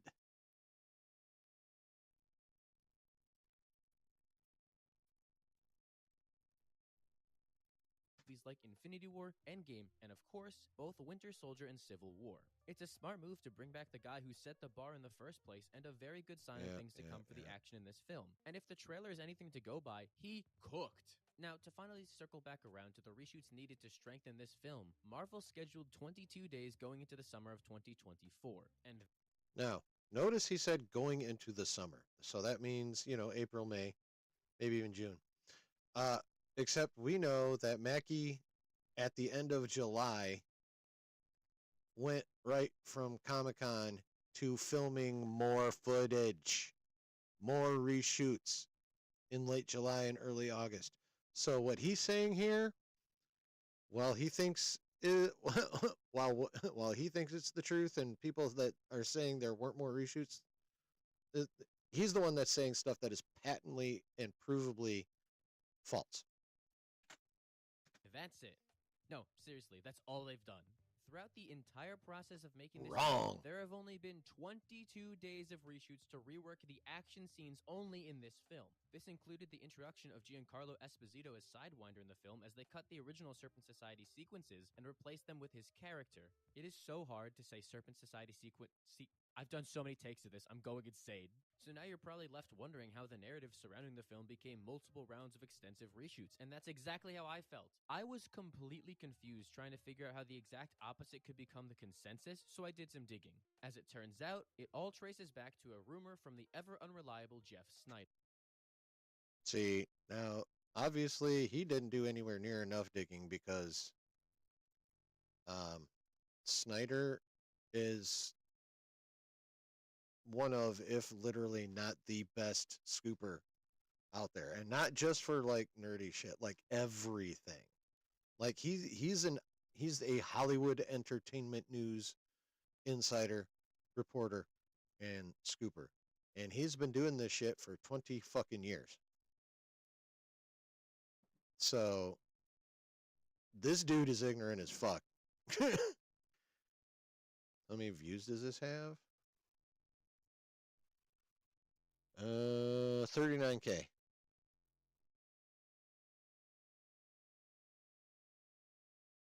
So he's already fucked. He didn't acknowledge the reshoots that happened after Comic-Con, after SDCC. He's calling Snyder unreliable when the exact opposite is true. Jesus Christ. Josh, I made a 5-minute. No. He dipped out right after this kid called Snyder unreliable. It's you can't see it because I'm in the way, He made it 3.5 minutes into the video. This is literally at 3:31 when I paused it after he said the unreliable Jeff Snyder. He didn't make it 5 minutes. He made it 3.5 minutes.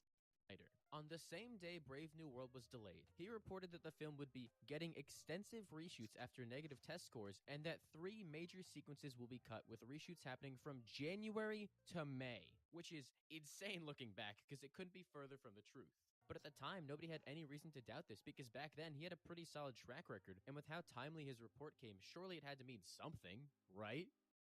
It's 9:15. How am I already underwater? I'm in the same boat. I'm in an actual boat. I thought Grammarly just fixed... Wrong!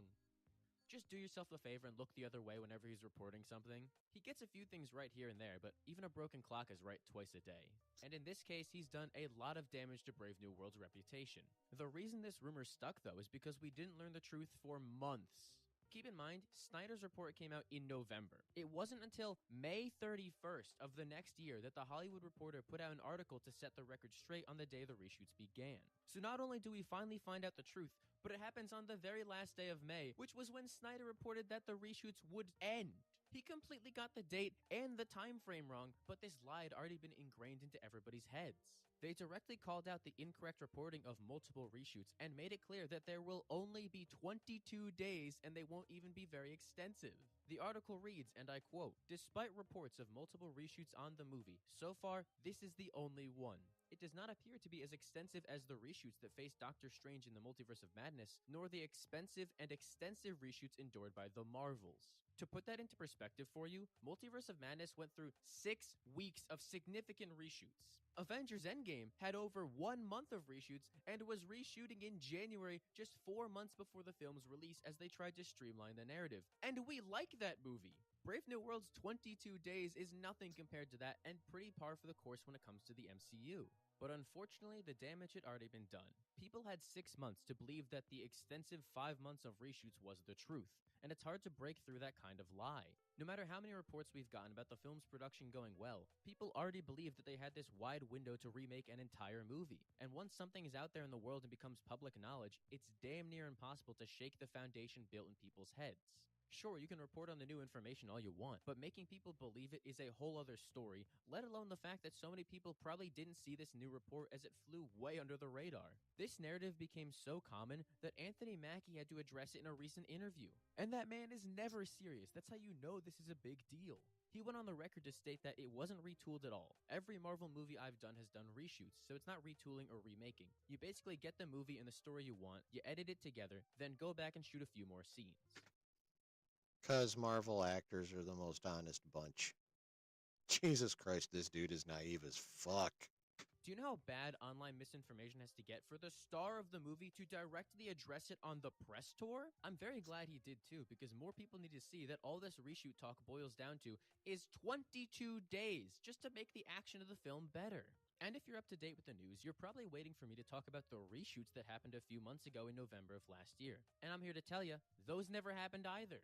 Despite so many people propagating the idea that the movie was undergoing reshoots 3 months out, it all traces back to a fundamental misunderstanding of how the film industry works. Back in November, they were doing a very brief set of pickups that had been planned since the beginning. For the uninformed, a pickup is a very minor shot in the film to help bridge gaps or fix issues that... Oh, look! Literally into the definition he's using to defend that they're not reshoots, it says they're fucking reshoots. Only found during post-production. This usually consists of getting... Hey, notice how he didn't completely ignored that? Are you fucking kidding me, dude? Mental misunderstanding of how the film industry works. Back in November, they were doing a very brief set of pickups that had been planned since the beginning. For the Bro! You didn't read it, but it's right fucking there for us to see it. Also called pickups or reshoots. Are you kidding me right now? Josh should have kept going just for the amount of fun I'm about to have. What a fucking moron. Formed, a pickup is a very minor shot in the film to help bridge gaps or fix issues they only found during post-production. This usually consists of getting new takes of shots that didn't come out the way they hoped, or things like insert shots to make the film flow better and not have such jarring editing. It lasted only a few days and goes a long way in making sure the continuity of the film is airtight. Pretty much Remember what happened? Mackie had to go film shit right after SDCC. Also, not completely being overlooked. every film goes through this. It's a normal and expected part of the process, but because of how annoying scooper culture is online, I should clip this shit out. This section right here. I really should. and for the superhero genre, it can include into every part of the film's development and hearing things we were never supposed to. And for people who aren't familiar with these terms, a reshoot this close to the movie's release would sound concerning. One little misunderstanding of what was happening in November spread so fast that the correction that they were pickups barely made any traction. It just continues to build on this narrative that the film has gone through round after round after round of reshoots, despite that not being the truth at all. Except And it's on the truth. In general, they've cultivated such a negative stigma for some reason, despite being so common in the filmmaking process. In the case of Brave New World, they've only reshot action scenes to make the film more exciting, and from what reliable sources have reported on, they've done just that. Marvel clearly knows what they're doing in this case, But there's still reshoots. He literally used the word himself. Oh my god. as they only want to make Sam's first cinematic And he really stretched this out for another 11 minutes. I don't know if I'm going to make it all the way through this fucking video either, Noah. I'm not going to lie. I can only take so much blatant, willful fucking ignorance. outing as Captain America as good as possible, which I really appreciate. Excuse me. Obviously it should have been like this from the beginning, but with how the studio was operating at the time, it's nice to see them slow down and make necessary changes to improve the film's overall quality. Okay, you know what? I'm on a roll here and feeling good after debunking that one. Let me address a smaller misconception that's been really annoying me, Brave New World's reported budget. Because as of right now, we have no specifics on what the movie's budget is. Simple as that. Hi, hello, how's everybody doing? It's currently January 23rd as I record this. I finished editing this video like a week ago by now, but now we finally got an update confirming what Brave New World's actual budget will be, as it comes in at $180 million, which, by the way, is fantastic. Which, by the way, might have been their planned budget, but it ain't going to be their total budget. Let me bring you back. If a man really hated ads, here's what he would do. Day one, What he would the install fuck? Pi on his computer without spending a dime. Looking back, because it couldn't be further from Okay, so let me break it down for you. The Marvels. Y'all remember the Marvels? Well, I don't remember the exact numbers, but they came out with a number that was way too fucking high initially, right? Like 275 million or some shit. And then a few months later, another bit of spending came out about that movie, above and beyond. And then like another couple, 3 or 4 months later, more spending came out on the public record. So it may have started at 180. I believe it started at 180. I believe that's the number the studios gave to the trades to report. But there is no fucking way the final bit of production budget, which includes every bit of reshoots, is going to be 180. Sorry, kiddo, not the case. the truth. But at the time, nobody had any reason Oh, to whoops, doubt how'd this that get because back there? Then, he had a pretty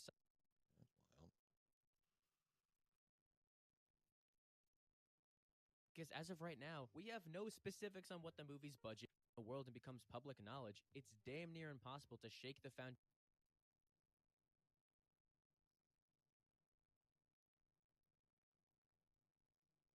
New World's reported budget. Because as of right now, we have no specifics on what the movie's budget is. Simple as that.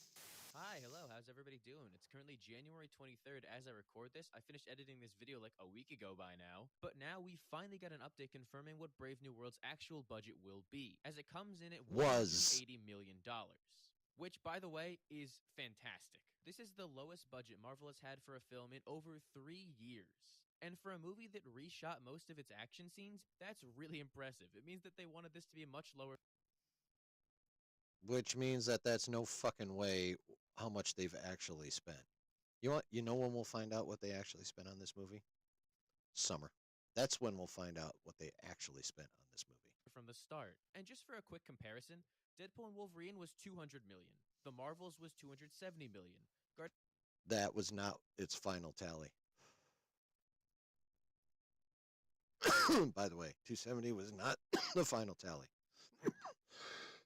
I posted an article when I was arguing with someone on Twitter about this. I posted an article about the budget, this specific subject. That those Marvel's numbers I was telling you about. I got from an article that I posted in rebuttal, and of course they had nothing to say after that. Why summer? Because that's how long it takes for all the public information to hit.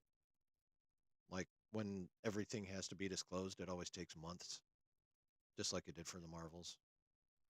I'm not going to go digging for that article right now, but I will at some point. Guardians of the Galaxy Volume 3 was $250 million.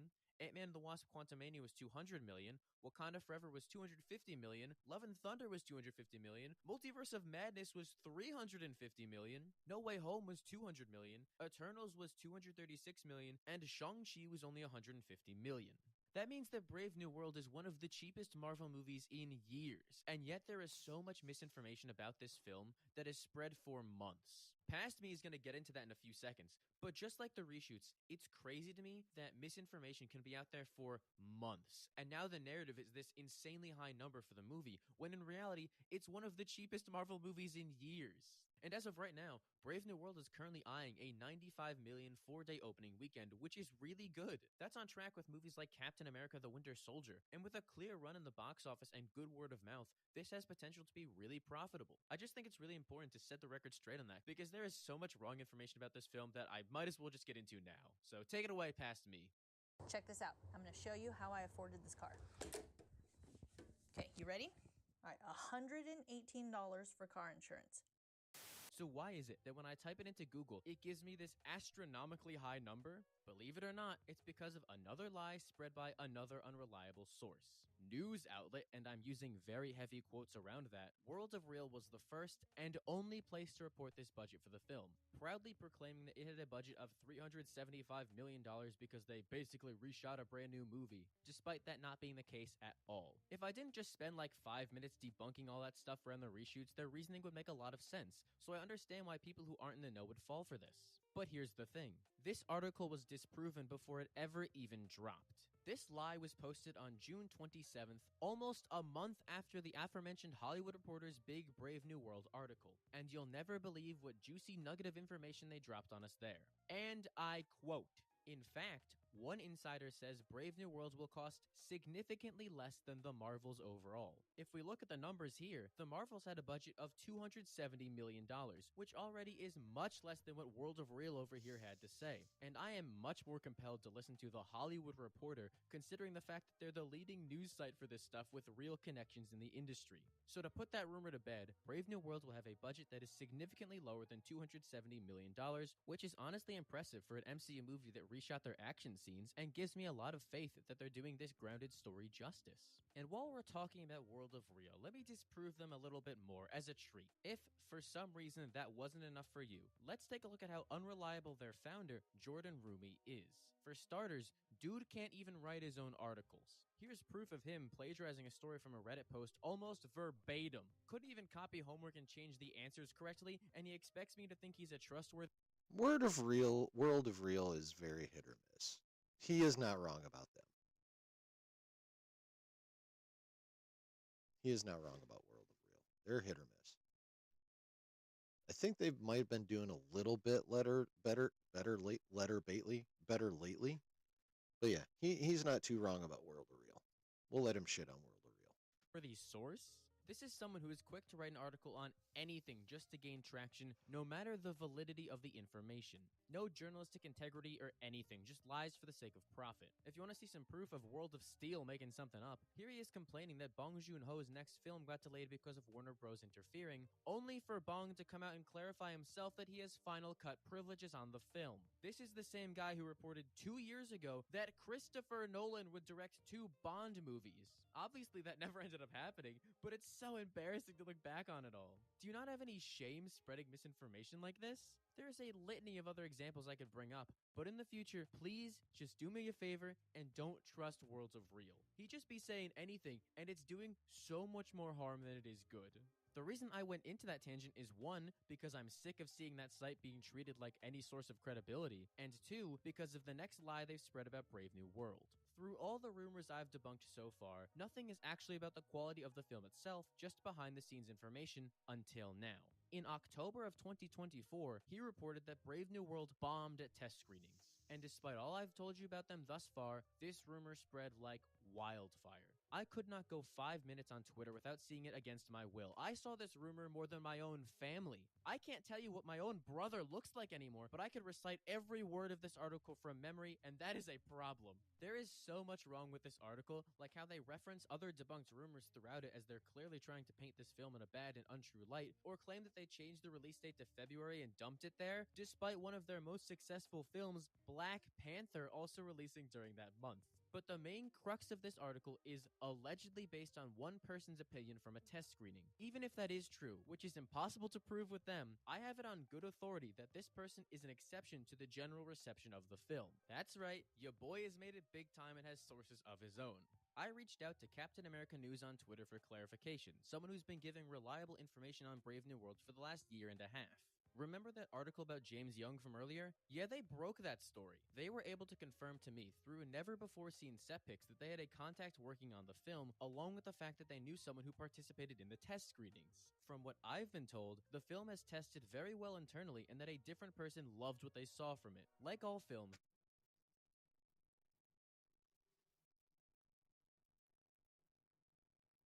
If it tested that well, why were they worried about the action? everything is subjective. Even if that person did hate the movie, someone else loved it. We shouldn't take one person's opinion as a fact. Instead, we should wait to form our own. Yeah, you're actually literally doing that, bro. Oh my god. You're just accepting the one person's fact that aligns with how you feel about Captain America. Like, seriously. Okay, only 4 minutes left of this idiot.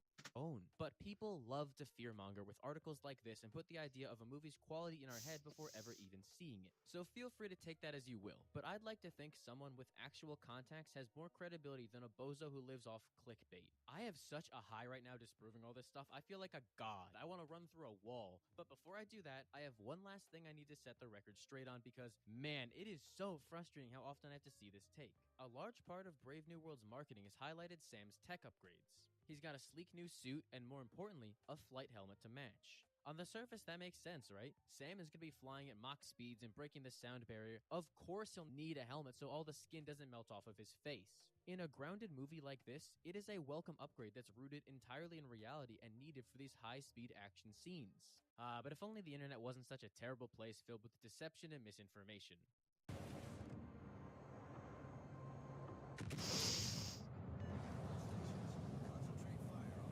A large percentage of people have been tricked into thinking this is because either Marvel or Disney want to hide Sam's face, as they aren't confident a black man as the lead could sell a movie. Ugh, God, I feel like I need to take a shower just saying that out loud. But also, that sounds insane to you too, right? Take one look at the movie's marketing, and you'll see Anthony Mackie's face everywhere. He's on posters, t-shirts, toys, Okay.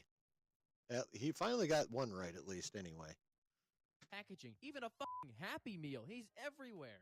They aren't trying to hide things in the slightest and have fully embraced a black man being the next Captain America. This next rumor I'm about to go through started 7 years ago when some guy on Twitter, who is a bigot by the way, so I'm not going to give him credit and say his name, pointed out a comparison between the US and Chinese versions of the Black Panther poster. Obviously, without any context, that looks bad. Covering up a black man's face in an attempt to trick audiences into watching a movie would be horrible. So it's great that that isn't what's happening here at all. He was just cherry-picking information because in reality, this is the Chinese Black Panther poster. Chadwick Boseman's beautiful face on full display for the world to see. Admittedly, The Force Awakens had a genuinely bad example where they made Finn as small as possible on the Chinese poster, but latching onto one bad example when there are dozens of other positives isn't doing anyone any good. Those isolated incidents should not define the marketing when they are very much so the exception. Wakanda Forever didn't have a single poster covering anyone up, and this is what Brave New World's main Chinese poster looks like. No helmet in sight at all. It's almost like the reasoning for its existence lies solely in practicality and nothing else. I appreciate that people want to err on the side of caution for something like this, but this rumor has been so easily disproven over the years, and it's incredibly annoying that it continues to live on. See how hard it is to disprove this stuff? I am exhausted. I had to make this long-ass video with thorough research while someone can blindly post Not thorough enough, Buster. a tweet without a source and the world eats it up. Scooper culture is such a plague against comic book movies and an unfairly easy way to turn the public against a film before it even releases. I'm not even exaggerating. Look at this article I found when researching the video. They wrote this based on all the rumors I proved were wrong here and already formed their opinion on the film. I have my work cut out for me trying to show people the truth, and I really hope that this video has But it's not the truth you're showing. Sport. some kind of positive effect. I know I'm probably going to get called a shill for making this or that I'm glazing the movie, which partly is true, I'm not going to lie, but this is something I'm incredibly passionate about. No, I'm not going to call you a shill. I might call you a glazer, but I'm not going to call you a shill. I'm going to call you naive and willfully ignorant because you're a glazer. I feel like I've been going insane over the last year, watching a smear campaign play out in real time as misinformation spread like the Black Plague in a hospital. Captain America does not deserve his name dragged through the mud before his film even releases, especially when everybody is doing so in bad faith for the wrong reasoning. If you aren't excited for the movie because of how it looks or the plot they're going for, that's totally fine. You broke my heart and damaged our friendship forever, but it's fine, I guess. Not every movie is going to be for everyone, but if you're actively rooting against this movie based entirely off of rumors, I hope I was able to clear your vision and give you the capability to go into this with an open mind. It's so much easier to make someone believe something is going to be bad when they're already preying on its downfall, so I just have to hope that in spite of everything, Brave New World will be successful in a good movie. Then again, if it does end up being bad after I did all this work on this video, I'm going to look like the biggest idiot in the planet and I'll probably never show my face in public again, but we'll cross that bridge when we get there. In the meantime, why don't you let me know down below if you're excited. All right.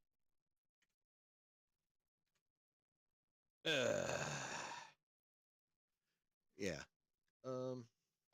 That was a valiant attempt at defending a franchise you love.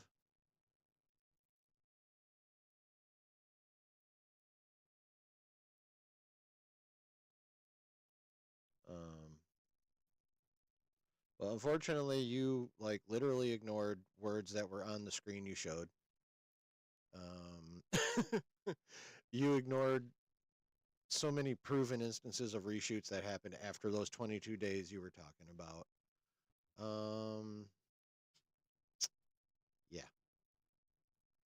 Sorry, kiddo, you're wrong. That movie cost more than 180. There were more than just 22 days of reshoots. Snyder is one of the two most accurate insider scooper whatevers out there. Him and Alex Perez. And then there's everybody else. No, he ain't wrong about World of Real, and he ain't wrong about the stupid ass racial reason behind the helmet. Those two he is right about. So, credit where credit's due. He's right about World of Real, and he's right about the bullshit helmet reason. But other than that, nah, fam, you're wrong. There were more than 22 days of reshoots. That movie cost well over $180 million. And, yeah, sorry. But there you have it. Good video, though. Like, just in terms of how well it was made and stuff, that was a good video. He's just more wrong than right. Think they could have used the 180 for the reshoots? Maybe. I think the 180 was what the original budget was supposed to be. I think the reason they decided to do those original 22 days of reshoots and then did more later in the summer that he did not acknowledge is because more of the test screenings were not that great than he wants to admit, as he used the exact same example he was decrying, which is the opinion of one person. So I don't know if the reshoots cost that much. Well, Marvel always plans for reshoots, but they don't necessarily plan for that, that many. Like, I'm sure they did not plan to practically reshoot all of, or practically make a complete second version of Multiverse of Madness, but that's what ended up happening, which is why that cost almost $400 million, but still ended up making money because it made almost $1 billion. So.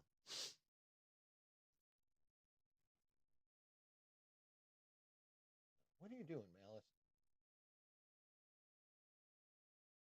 Okay, yeah, do that.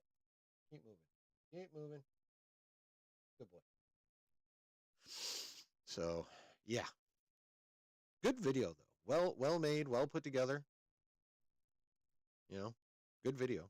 Just, him trying to debunk misinformation was giving out, well, he wasn't giving out misinformation. He was just not acknowledging all the information. That's all. Oh, I should have turned that up more when I was playing it. Oh, well, my bad. So, what do you guys think, though? Let me know your thoughts real quick, because I'm getting the fuck out of Dodge.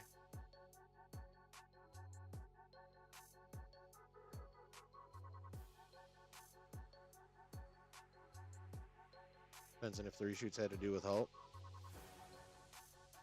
I'm pretty sure that sonic boom trick he pulls, and he's pulled in the last couple 3 clips and whatnot, that's a new one. There's some other shit. I don't know exactly what, but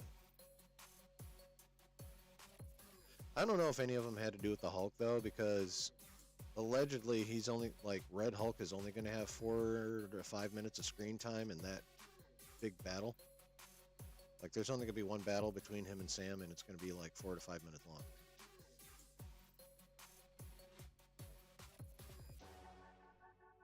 You get one MMA round between those two, allegedly. Let's just hope the cost of all the reshoots was worth it. Yep. I mean, I don't care how much they spent on it, as long as the results are a satisfactory movie. That's all I give a shit about. I just don't want to walk out the theater disappointed. That's all I'm asking for right now.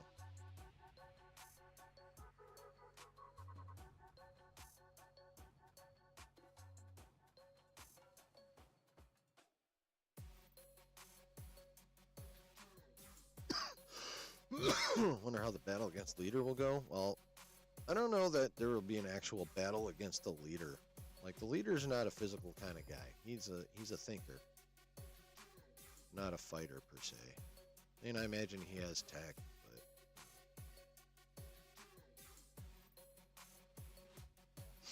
I don't think it'll be much of a battle. The battle will be against Red Hulk, and then he'll go find the Leader. I'm sure the Leader will put up some kind of token resistance, but he'll end up getting his ass beat in very short order. And we can hope, Brooke. We can hope. Like, again, the Russos now have a producer credit on this movie. I mean, that's totally fair, Delta Dan. Totally fair. But with the Russos having producer credit on this movie, that leads me to believe that the action shots that they redid, Russos had a hand in, and we know how they are with action. So, my hope right now is that the Russo action is so dope, it'll be enough to save the story if the story is not too bad. That's what I'm looking for.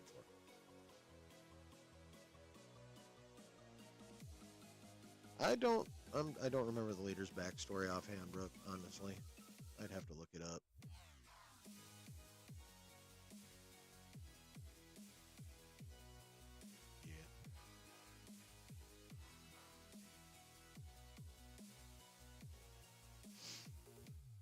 Yeah, I'm looking forward to seeing the Leader. I'm just really hoping he looks a lot better than what that one picture showed, because that picture showed him looking like that garbage Doom from 2015. Not happy about that shit. Oh yeah, definitely. I agree with you. The post-credit scene for Cap 4 will lead. My guess is it won't have shit to do with the Thunderbolts. It's when we're going to start getting cosmic hints.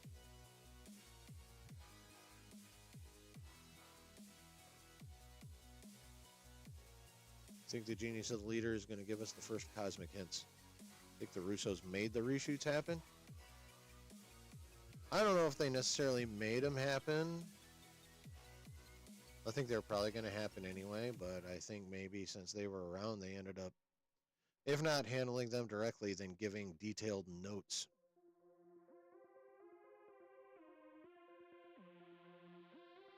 Yeah, I agree with that, Executive Judge. I just hope that, he says, I just hope the leader's written well, not just being the butt of head jokes like they did MODOK. Yeah, definitely.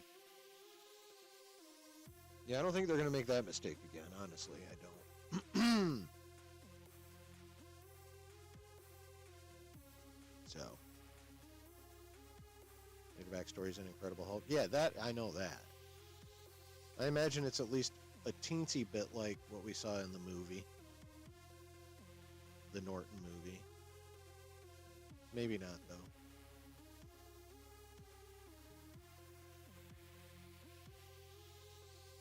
But, alright, y'all. I'm dipping. I'm getting the fuck out. I'm gonna be done with this shit. Hello, y'all.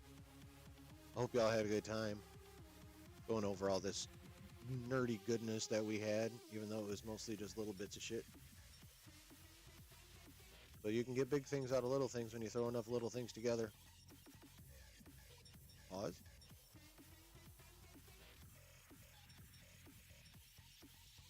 Or if I could just ask the Russos, please fix this. I'm sure it was probably something along those lines. Like, hey guys, since you're here, yeah.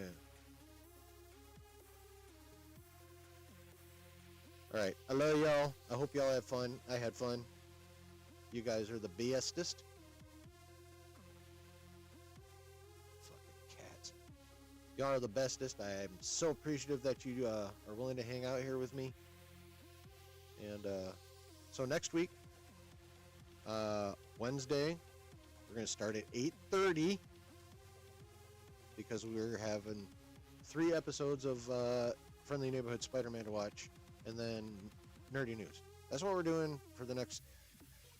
It's about the motion in the ocean, exactly.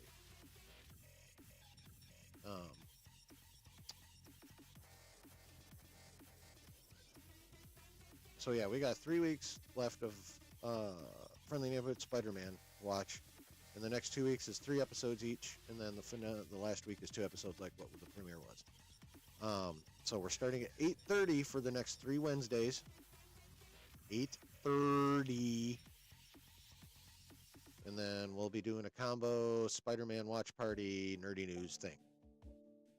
And then next Thursday is the 6th, and that is the 3 episode premiere of Invincible. If they come out like in the late night, early morning, then we'll start at 8:30 on Thursday. If we gotta wait till 9 o'clock, like they're premiering it like an actual show, then so be it. We'll go at, well, maybe we'll go at 8:45, get the yapping out of the way, because we're gonna have 3 almost hour-long episodes to watch next Thursday. So, made chill and laugh out loud like 4 times today. New record. Nice. Well done, sir. Well done. Well done. And then, of course, next Saturday, like usual. So, that's what next week is looking like. I think so. Yeah, I think so, too, Brooke. I think season 3 is going to be better than season 2. Chat was on a roll tonight. Yeah, you guys were on fire tonight, and I appreciate it. You guys were on a fire. I appreciate that a lot. All right. Love y'all. We'll see y'all Wednesday at 8:30 for the combo Spider-Man Watch Party Nerdy News stream. Okay? Have a good, safe week, and we'll see you Wednesday night. Much love, y'all. Bye-bye.